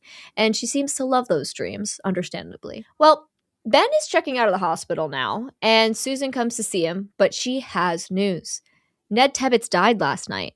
And according to her father, it was pernicious anemia again. Weird. Oh, and I guess Mrs. Glick died, by the way. Okay. She's like, and Mrs. Glick died. And it's like, we saw her 4 seconds ago God. and she was alive. It's like, oh, okay. Guess she died. Okay. We're all dropping. So Susan mentions that as well. And yes, she had the same symptoms. So same thing. Oh, and by the way, Jason Burke is also in the ICU because of a heart attack. So okay. I'm happy that he's at least alive. He is. I like him. He is, yes. Ben is like, whoa, Bessie, this is crazy. That's not what he said. I'm so sorry. I love that retelling. That's my favorite part so far. Ben is like, whoa, Bessie, this is crazy. He urges Susan to get out of town. There's a kind of plague here right now. People are dying. Don't you understand what's happening? He asks her. Do you? She responds. Yes, I do. It's in the Marston house. It's got to be rooted out. It's got to be destroyed. He and Susan are going to make a little trip to the local Catholic church to meet with the priest. Okay. There. His name is Father Paul Hill. Just kidding. His name is Father Callahan. I wish it was Paul Hill, but it is not. So they kind of come right out with it. They're like, vampires in Salem's Lot. And they ask him if he's been noticing anything strange. And Father Callahan acknowledges that, yes, things have been a little out of the ordinary lately. There have been a lot of death in this small town. And next thing we know, we're back at the Nortons. Ben is speaking with Mr. Norton, but we can't hear what they're saying. And when Ben comes over to Susan, he tells her that her father is going to do it. I don't know what that is, but he's going to do it. Something to do with gathering medical evidence. Okay. Sure. You go. You go. He also tells Susan to get hawthorn and put it all over the house. Okay. I did need to Google this, but I figure you probably know this. Oh, it's not used. I just know it's like a little planty plant. Yeah, I guess it's like repels vampires. I've never heard that in a vampire sense. I just know it's a... Oh, really? Yeah. Okay, maybe it's not. I thought that's what I saw. I looked up hawthorn and vampires. Yeah. And it's like something from old stories and stuff. Yeah. Mr. Norton comes running outside to tell Ben and Susan that Ned Tebbets' body has disappeared from the morgue. And also a baby that died this morning is gone. I hope we see Demon Baby. Okay. My response was, oh, that's disturbing. And she's like, oh my God. That would be Demon so baby. fun. Oh. Do you know at Spirit Halloween how they have those like demon babies? Like, what is the obsession with those? Wait, have you ever seen no. those? No, they're like No. these demon baby figurines that you can put in your yard. And I don't understand. Is it like classic like Red Devil type, or is it like zombie spooky realistic? It's like kind of, I don't know. I think it looked kind of realistic. I don't Okay, like them. both are spooky. Both are. It's odd that they're popular because that feels niche. Yeah, right? It's like, yeah, they're just like every year at Spirit Halloween. I'm like, yep, just going to walk by that. No, thank you. Ugh. It's weird. So I guess their thought process here was that they were going to go like look at Ned Tebbets' body to like, maybe that's what it was, gathering the evidence. But Ned Tebbets' body's disappeared. And then they're like, well, what about Marjorie Glick's body? But she should be at a different funeral parlor over in Cumberland. And they're like, okay, let's go check there. Yeah. Let's see if we can find her body. Ben reminds Susan, hawthorn, and crucifixes. Get them, protect yourself. Yes. At the Petrie residence, Mr. and Mrs. Petrie, Mark and Father Callahan, sit around the kitchen table. Seems that Mark had mentioned to his parents what he witnessed in his bedroom regarding Danny Glick, and this concerned his parents in that they did not believe him, of course. They thought it must have been a dream or something was going wrong in his head, but Mark kept insisting otherwise. And I guess their solution was to call the priest because he's here. Interesting. The priest might believe us. So they're actually, of course, blaming Mark's fascination with monsters. They think it isn't healthy, and Father Callahan doesn't want to jump to any conclusions. But as this conversation's occurring, the lights in the house begin to flicker. Ooh. The phone rings, and then bang, the lighting fixture in the kitchen explodes just as the house begins to shake. Cupboards are flung open, the table's rumbling, things are smashing everywhere, furniture flies across the room, and the group is terrified. And then the window smashes and something comes flying in. They all look to the ground and see... No. Oh. No, it is not a baby. Okay. No. Okay. Anyway. They all look to the ground and see what appears to be a pile of black cloth. But the pile begins to move. It rises up from the ground until the creature/vampire is revealed. It grabs Mr. and Mrs. Glick's heads and smashes them together before throwing them aside. I would like to note this does happen in the book, but the way that it's portrayed is so funny. Yeah. It's like there's not enough like drama to it, so he just goes boom, and like it just looks special, and it's so good. But yes, it's traumatizing. They get thrown to the side. The vampire grunts, and Mark throws himself at it. Father Callahan stands aside and holds out his crucifix. The vampire puts his hands around Mark's neck as we hear a voice off screen say, "Poor little boy." Straker walks in. Yes. Okay, and also I'm now putting together it had to have been this vamp in the woods because he's got the suit situation and the suit was left behind. I thought it was Straker kidnapping the kids. It was. It was? So it was his suit. Wait, whatever happened with his suit? The suit thing doesn't really come to anything, I don't think. Okay. At this point, it's like... Yeah, I don't know. But I'm pretty sure that was Straker timeline-wise. I think it had to be. Okay. And like the fact that he shows up with the... exactly. Yeah. Yeah. Okay. I think... But it does seem off. Sure. It is like a little... I mean, all I need to know is they're working together. Exactly. Yeah. Straker walks in through the doorway. "You can do nothing against the master," he says with a smile. He also demands that Father Callahan back up or the vampire will cut Mark's throat. Straker actually wants to make a deal here. "What would you give to reprieve Mark this night to save him for another?" Straker asks Callahan. Callahan asks what he wants. "Well, you, of course." Straker wants Callahan to cast aside his crucifix and face the master. Your faith against his faith. Could you do that? He asks. Callahan agrees, so the vampire lets Mark go.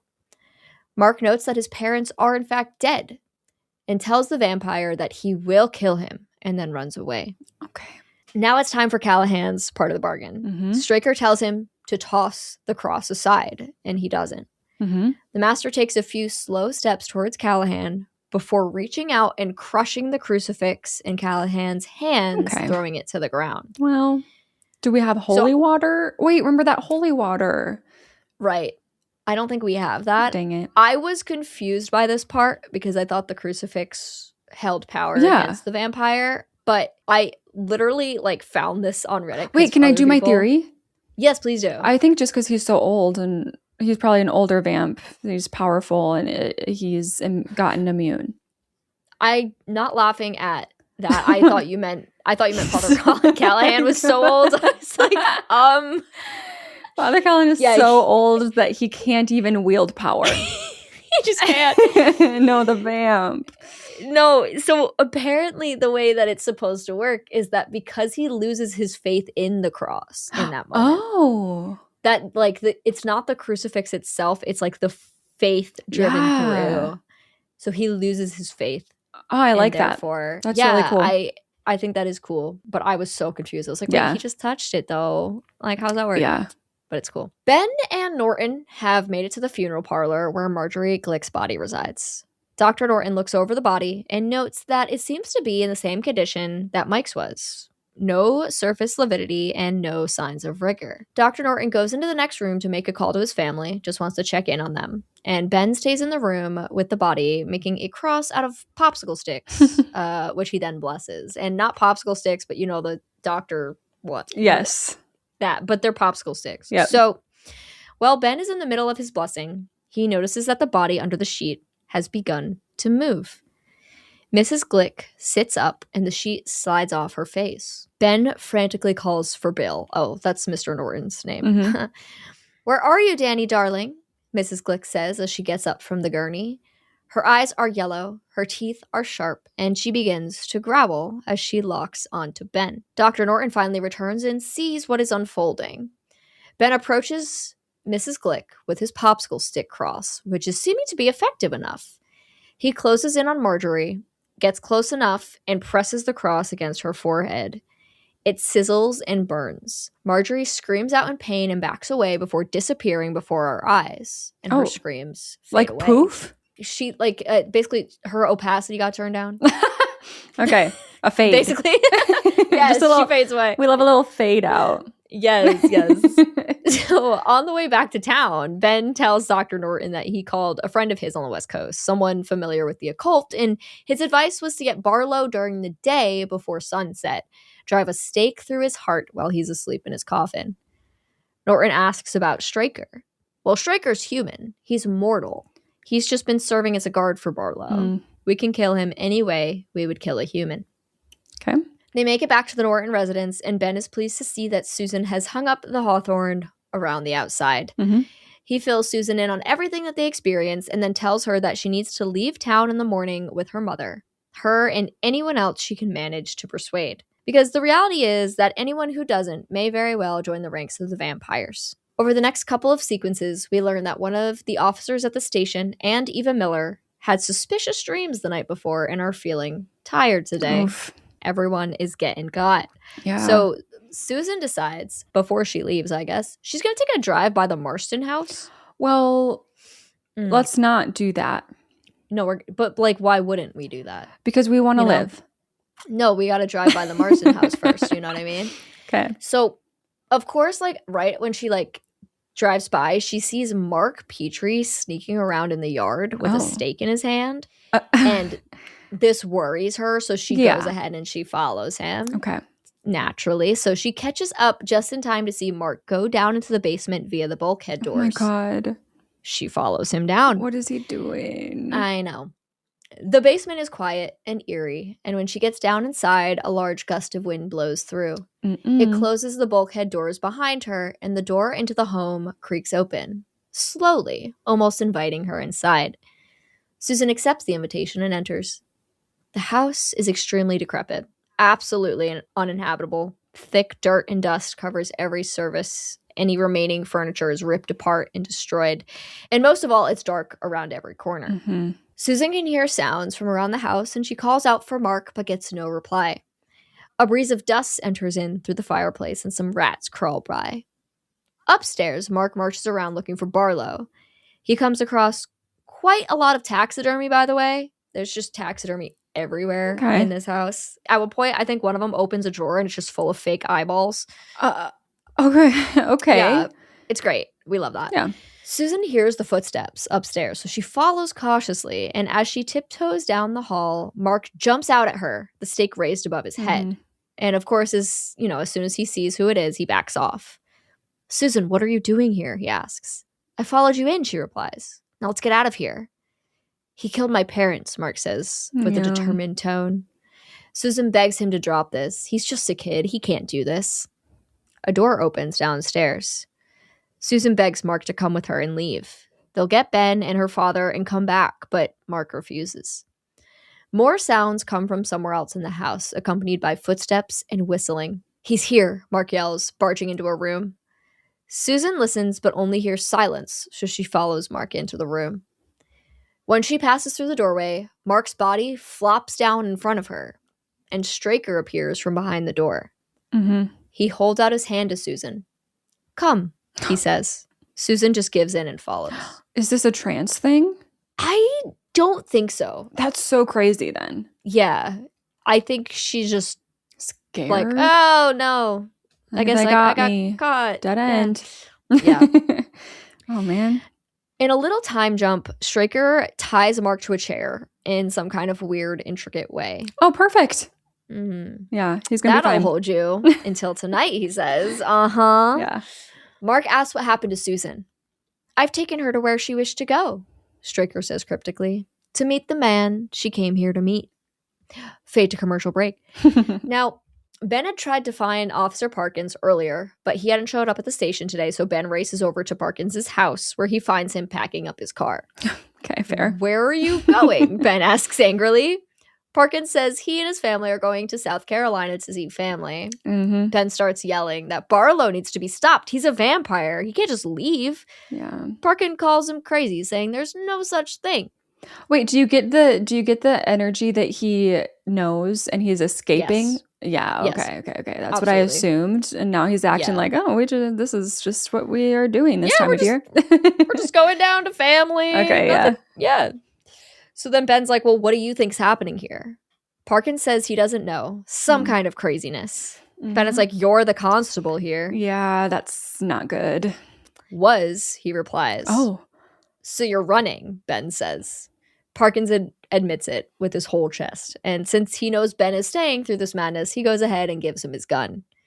Maybe this will do you some good, he says, before jumping into his car and speeding away. Yeah. 50% of me is like, I get it, dude. Like, he's got a family. And then 50% of me is like, you couldn't have sent your family off and like been the officer of this town. Right. Yeah. But, no, I wrote Ben is pissed, but like, catch me running too. Yeah. So yeah. Back to Mark. He is squirming in this chair where Straker has tied him up, and it seems like maybe he's trying to get out, but we'll leave that there. So Ben meets up with Mr. Norton, who tells him that they don't know where Susan is. She was supposed to have left with her mother by now, but her mother hasn't seen her. Ben and Mr. Norton make a quick stop at the church to fill up a couple of vials of holy water before racing off to the Marston house. They run up the front steps to the door, where Mark runs out just as they reach it. Ben grabs him. They're in there, he says. Ben tells him to run away from here as quick and as far as he can. Ben and Mr. Norton run inside, leaving a conflicted Mark on the front steps. Yeah. Ben and Norton are met with that exact same eerie silence that Susan was. Ben wanders into a side room as a door creaks open upstairs, which Norton follows. He follows that sound upstairs. Mind you, Ben has both the gun and the holy water. Okay, you gotta divide it up. Yeah, and Norton has nothing. So I don't know why we're splitting up if that's the case, but you know, up Norton goes anyway. Ben gets jump scared by Mark, who has, of course, returned. Yeah. Ben is mad, like, why didn't you run? But we know he wants his revenge. Yeah. So Norton's upstairs, following some sounds, when a door swings open and Straker stands on the other side. The men stare at one another wordlessly. Straker takes a solid, 8 steps towards Norton, who just stands there. Okay. And then Straker picks him up off the ground and, holds him out in front of him in the air. And Norton's screaming for help, but Straker's just, holding him. And then Straker... This is so weird. Straker walks Norton down the hallway, holding him out, and he walks him toward this wall of antlers at the end of the hall and just pierces him through the wall of antlers. Okay, get out. But random. Yeah, very And strange. why did we stand there? Why did we stand there for 8 seconds?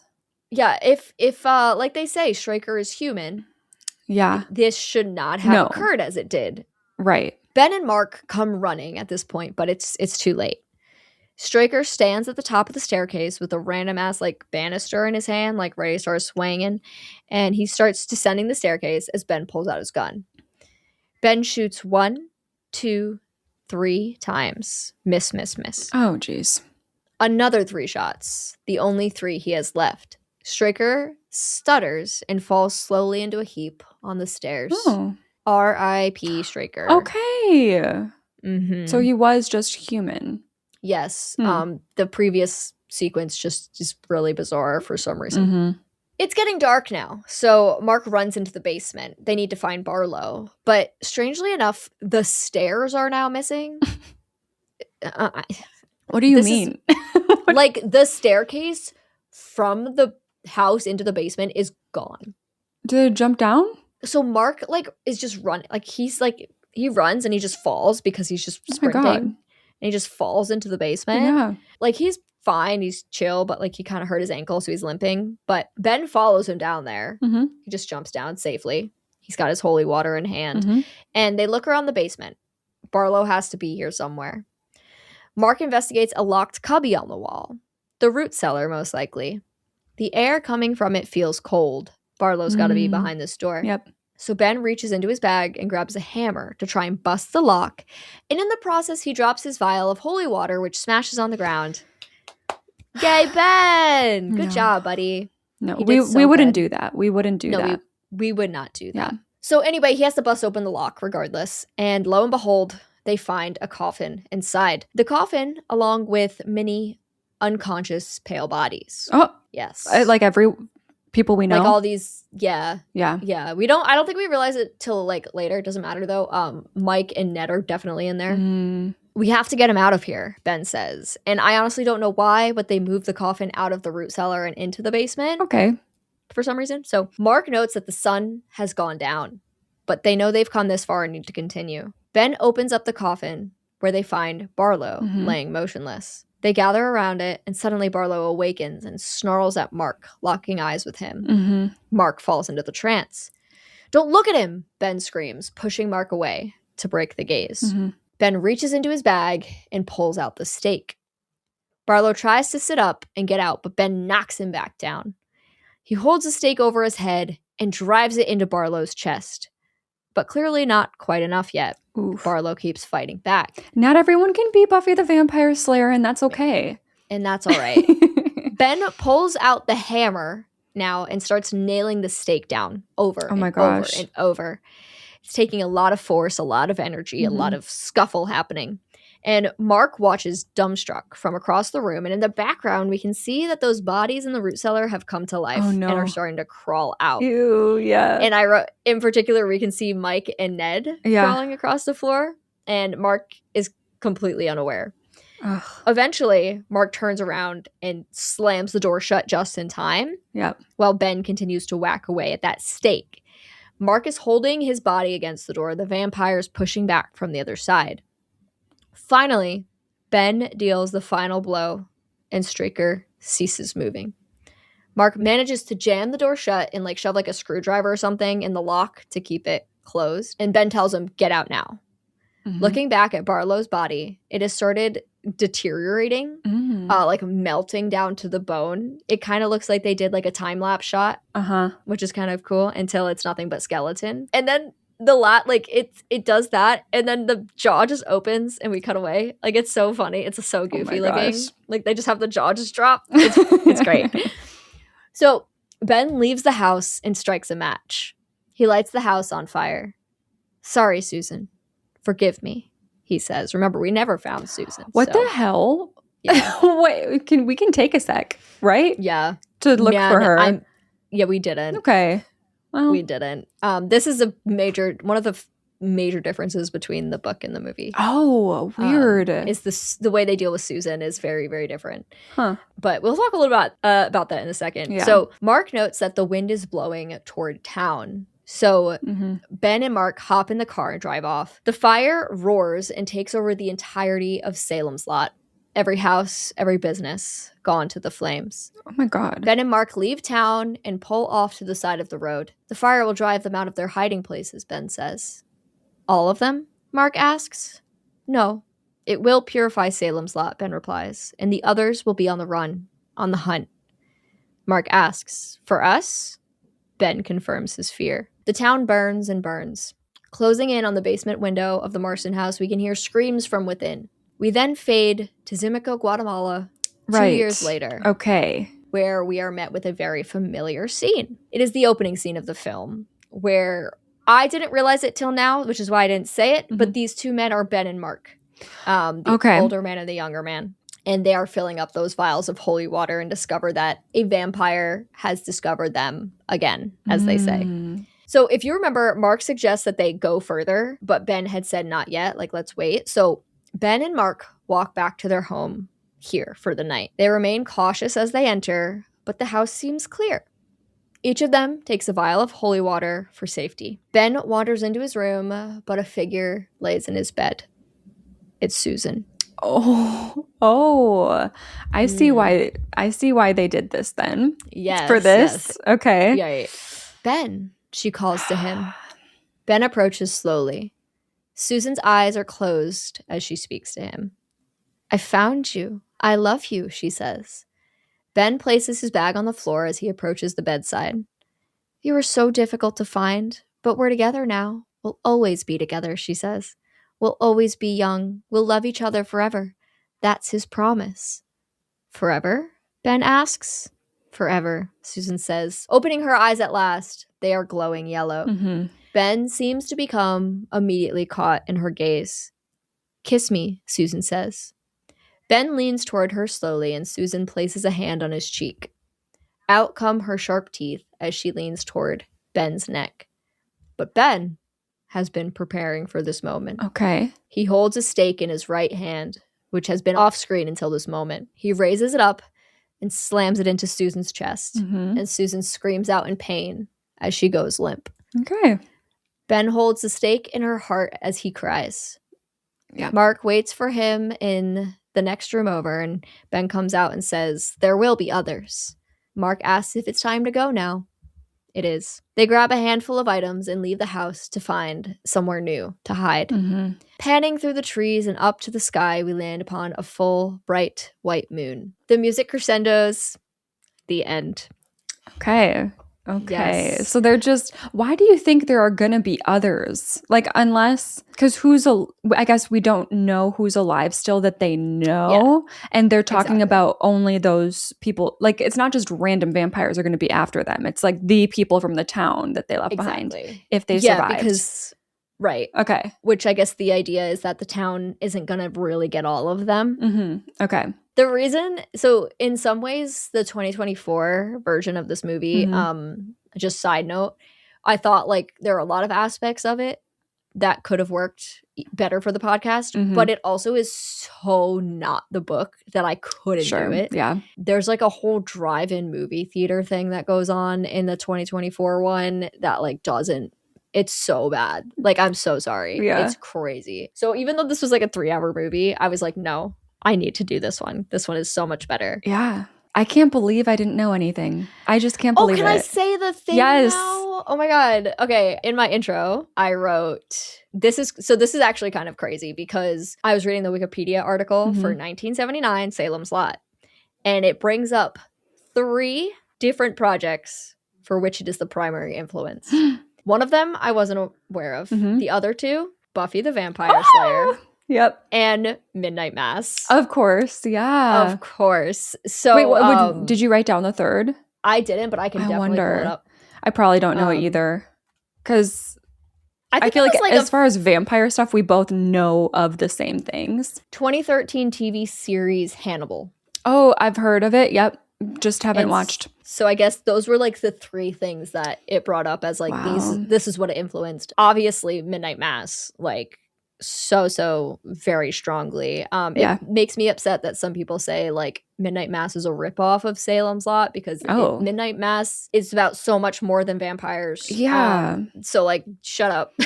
And it's just like, it's annoying because people, just because there's vampires in something, they'll be like, well, this is ripping off this and this and this and this. And it's just like, oh my God, just because we're doing vampires in something doesn't mean it's ripping everything off. Exactly. Yeah. I hope you're ready to answer some questions. Okay, wait, how many are we at for this act? 14. Okay. Yeah. I was curious about whether it was going to stay under 20 because that's I think I got crazy too when it came to like escape room. Escape room was crazy. Yeah. Okay. And the reason I didn't do deadly questions here is because it's like, it's kind of hard because it's a lot of like, this leads to this, which leads to this. Yeah. And it's, yeah. So we're kind of having a little fun with these questions because some of them are a little ridiculous, but we're here. Okay. 3A. Do you successfully ward off Vampire Mike when he visits your home? You are, remember, Bert. Yeah. In this situation. I would give myself a 26% here. 26? Yeah. Okay. I went high on this one. I went 87. What am I missing? Well, he has the crucifix and he just holds it out. And for me, I think if I'm at this point, try. Where I believe that the vampires are here, like he's very much like he's reading a vampire book. Yeah, that's true. And that's my only thought is that like at this point, I'm knowledgeable. Okay. 3B. Do you remain civil as opposed to punching the man who stole your girl? Well, yes. Yeah, I would never face that person in any way. Yeah. Just be like, whatever. Then I would leave the situation. Yeah. This is essentially my way of being like, are you in prison or not? Right. Yeah. I'm going to go 98. I went 96. Yeah. So, yeah, I don't think I'm ending up in prison. Yeah. In this particular film. 3C. When Ben tells you to leave town, do you? Oh, I'm Susan. Yes. Yeah. Yeah. Because, like, if someone else was like, hey, I'll do all the work for you, I'd be like, oh my God, I don't have to. I'm not expected to be the hero here. Great. Yeah. Especially because, like, oh my God, she has her mom. Like, you want to get your mom out of town and she doesn't have anything like tying her here. Like, if I was like, I don't know, Mark's aunt and he's staying in town, I'd be like, okay, well, I can't leave. But you don't have anything tying you here. I'm going to give myself an 89%.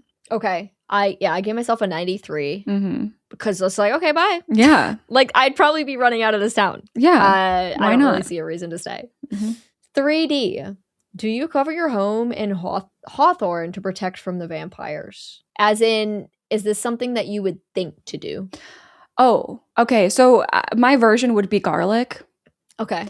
So I would like... That works too. Yeah, I would think of what I know and I would do that. I would say 76. Okay. I gave myself a 12. Again, this one feels like it makes sense to me. Yeah. I'm not a vampire girly, so I'm like, huh? What do I do? I don't know. Yeah. 3E. You're Mark's parents. Do you believe his story about Danny appearing at the window? Absolutely not. Well, because they haven't even really heard much word about what's going on. They're not very in the loop. They know that kids went missing, and that's really sad, and that would be traumatizing for your son whose friends went missing. I would say I'll give it a 13%. Okay, I gave it a 3. Yeah. Because I think I would unfortunately be in the same place as them. It just depends on so many things. Like, I don't think it's impossible for me to be open to the idea, but for the most part, I'm like, oh, you're probably just traumatized. Okay, 3F. As the priest, do you toss away the crucifix when told / do you keep your faith? Okay. Yeah, I would say keeping faith and keeping the crucifix. Right? Okay. That's what I'm answering is... So he holds on to the crucifix but loses his faith. Oh, I would hold on. I would not toss it aside and I would keep faith. Okay. You know what I mean? So I'll go high here just for... I feel like the way they play it, so it's kind of confusing. I feel like him holding onto the crucifix is him not being faithful. Okay. I think that makes sense. Like you don't even need it because my faith is so strong. I don't even need it. Exactly. Okay. But I would say 82. Okay. Yeah. So you would throw away the crucifix. Yeah. Okay. I would not. I could see myself being I gave myself an 8. Oh, wow. Yeah. I think I would be too scared. Yeah. And I would think the crucifix would save me and it would not. Got it. Yeah. 3G. Do you successfully make and bless your popsicle stick cross? I don't know if I did think maybe I can do it with my finger. Like maybe if I just get holy water on my hands, I just have a automatic cross whenever I want. Crucifix.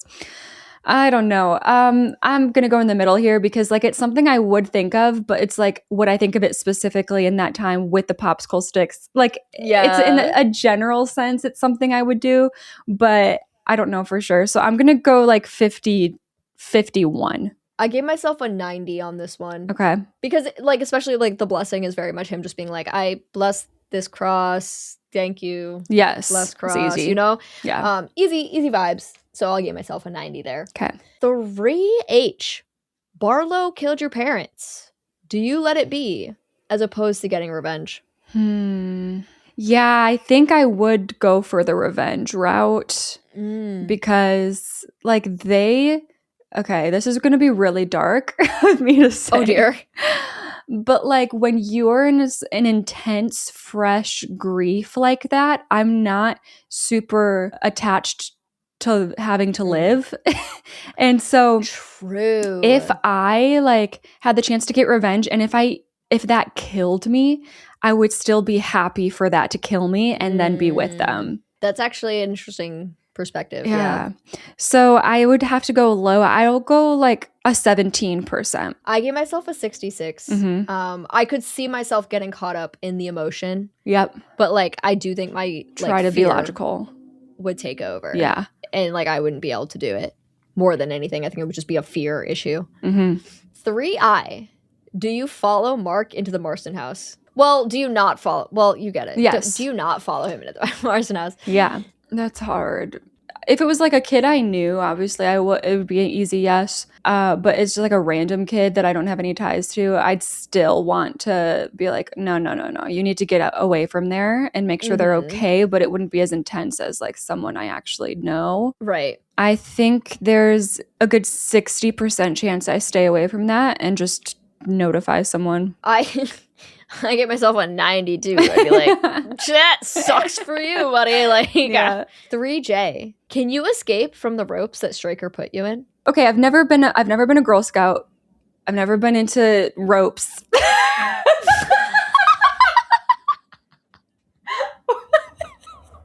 Okay, let me just say no. Let me just like not explain why. Where did you even like? What did you? I've never been into ropes. Where were you coming from? Because some people are passionate about like different rope ties and being able to undo special named rope ties and all that. So true. Oh man. Okay. The question is, would you be able to escape the rope? You know what? Actually, I'd be nervous and sweaty. Maybe that would help me out as like just a natural lubricant. Slip on out of those ropes. But no, more likely I would be stuck. I don't know what to do in that situation. I'd try. I would try my hardest, and I'll give myself a 22. Okay. I'm gonna try real hard. I give myself a 13, so I'm like down there with you. Like, probably not. Yeah. It's a weird looking knot. I don't know. 3K. Do you fight back against Stryker, not letting him pierce you into a wall of antlers? Yeah, okay. I'm happy we're here. Yes. I really just think at that point, I feel like I could outrun this old man. Yeah. Like, I would agree. Even if I don't fight back, I feel like I can get away from this. I think I have the time to. So I would say I'm trying to be not too cocky. I'm going to go 81.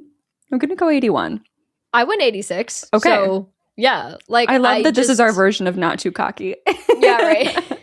No, but it's so ridiculous. Yeah. He literally just stands there. And then I don't even understand how Stryker picks him up off the ground. Yeah. Like, it doesn't even make sense. You're not touching me. Yeah. No.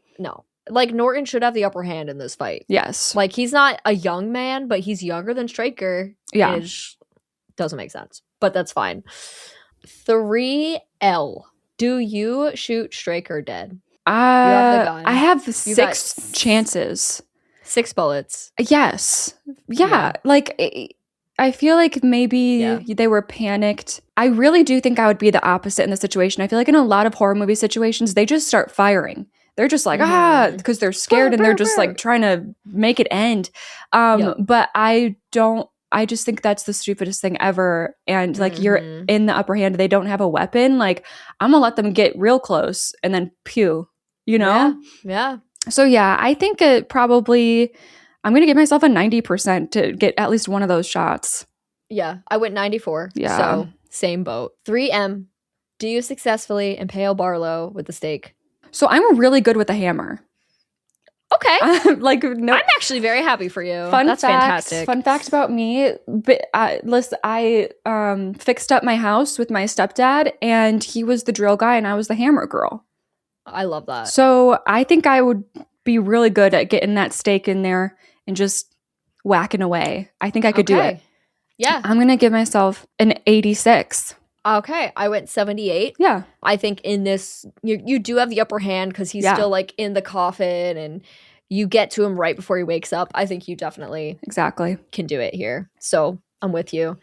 And then lastly, 3N, do you successfully impale Susan with the stake? Yeah. I would say, a good 88%. You went up. Yeah. Okay, I went down. Because I think they think in this situation, well, the Uber vamp like seemed to be like a really like hammered in situation, and she seems like a one knock and it's over. So that's why it's going up a bit, and then it's also going up a bit because I think I could catch her off guard in a way that, you know, the scary OG vamp was like kind of realizing what was happening, and then you have to hold him down and hope that you can beat the strength. But with her, it's like, if I can just keep her thinking I'm under her spell, catch her off guard, and just get one hit, I think I can do that. No, I think everything you said is entirely correct. Mm-hmm. I only come in, I went down 10%. I went to 68. Because emotionally, yeah, I think that could take over. Like, maybe you have been preparing for this moment, but then like she's there, and now it's like, now you actually have to follow through and kill her. I could see that being challenging. Yeah, but I did think about that, but I think I could get past that pretty quickly. Like, it's gonna screw with you and it's gonna be traumatizing, but like, I don't think it would ever stop me from being like, but you're not her, and being able to do that. But it's a valid thing to consider. Yeah, a lot of factors on that one. Yeah. So yeah, those are your 14 evenly weighted questions for Act 3. I have for Act 3 a clean 67%. 67. Okay, I had a 63 for Act 3. Okay. We both went up a little then. Yes. Yeah. It's interesting because there's a lot more here, but there are a lot of moments of like, well, I wouldn't do that, you know? Yes. So I think we do get helped out quite a bit. Okay, my weighted final score is 68. Okay, mine is 57. Okay. So that brings our final to a 63%. And I think this is actually okay for this one. Yeah. Because I think you can just leave. Yes. It's one of those. Option. Yeah. And it's like, in some ways, it feels too high because it's kind of like, it's paranormal, which always brings us down. And like the trances. And I considered doing a question of bringing us down for a bonus. But then I was like, you know what? No, like, we could leave. We could get out of here. Right. And I would. Yeah. And I really would. I feel like most of like the other 37% that we're saving here is due to like the kid attacks and just like being taken, being chosen, and sometimes you're screwed. But when you have time to face this, time is on your side here, and I feel like we can just get out of here. I agree. So I'm okay with our final. Yeah. This is a movie that I do hope you'll consider watching at some point. It's long, it's slow, it's 1979, but there's something very charming about it. Yeah. And in the way that a lot of those movies are. And of course, it's vampires. It was influential to Buffy. Yep. So those things are kind of cool. I don't think you need to watch the more recent one. Yeah. I mean, you can. There are aspects of it I do like, but the farther you get in, the more like someone who's read the book is going to go, oh my God, no. Right. No. What are we doing? Yeah. How much did you enjoy the book on a Stephen King scale? So I think we had this question before, and I think I said 7. And it's interesting because I wish I had enjoyed it more now. Like, looking back, because it's a lot. Right. It's, as you can see with the characters and stuff, there's so much going on. Yeah. That it's a little hard to follow and stuff at first. And now that I've seen the movie and I have a much better understanding of the story, like I wish I had like put in a little more effort to understanding it as I went through it. Yeah. I think two major differences that I just want to bring up, and this isn't so much a major difference, but in the book, the doctor and Susan's father are two different characters. And they combine them in the movie because I don't there are hate just that. Yeah. No, I don't either. I think it was fine and it was understandable. Yeah. Because there were just too many characters in the book that Yeah. they were like, all right, let's clean this up. The thing that people get most upset about is that in the book, Barlow is very intelligent and he speaks and he's very put together and he's cool. more of a Dracula character. Yeah. Whereas in this movie, he's kind of like a mute creature. Yep. That's a huge change. Huge difference, and a lot of people hate that. Mhm. But that's understandable. I get that. I think that's fair. And then they save Susan from the house in the book? No, she does die, but it's done in the house. Like, and Ben they see has it. to do it. Oh, okay. Ben has to do it, and he does it before they get Barlow. Okay. Yeah. I don't know why they needed to change that, because like the the opening scene and end scene don't feel necessary to like get across the same story and message. Yeah, no, I don't know. Yeah. Why they did that. I hesitate to tell you this. I started writing the script and I made a choice halfway through to just drop the dog thing. Oh my gosh. I was going to ask what happened. We met the dog and then the dog was gone. Yeah, because I decided to not continue that story because it makes sense in the book, but it doesn't make sense in the movie. Oh. Because the reason the dog is killed in the book is because I might have this wrong very specifically, but there's a general thing where it's like something about the dog is threatening to the vampires because it has like white around its eyes. But in the movie, the dog is pure black. And so like that element doesn't even come in, but the dog is still killed. And so I was like, it's kind of, I don't know. It doesn't really make sense. Random. So I was like, you know what? Let's just drop this whole thing. Valid. It's kind of unnecessary. Yeah. It's fun. Also, oh my God, the final showdown does not take place in the Marston house in the book either. Oh, that's It surprising. takes place in Eva Miller's basement. Okay. Yeah. Random. Both movies changed that, I think. Huh. Well, the 2024 final showdown takes place at a fucking drive-in movie theater. So, like, I don't even... I get the Marston House showdown. Yes. It feels nice. Absolutely. I'm okay with that change. Yeah, the changes that they made, I was not, like, mad about. Yeah. Which can be rare. Cool. But, anyway... That is Salem's Lot. Please, I hope I did an okay job of retelling this story to everybody. Please don't get mad at me. It was a tricky one, but I had a lot of fun with it, and I hope you guys did too. Thank you so much for tuning in, hanging out with us this week. As always, please check us out over on Instagram at I'd Survive Podcast. There, you can also find the link to our Discord where you too can fill out the worksheet and get your own score. So go ahead, let us know. Would you survive?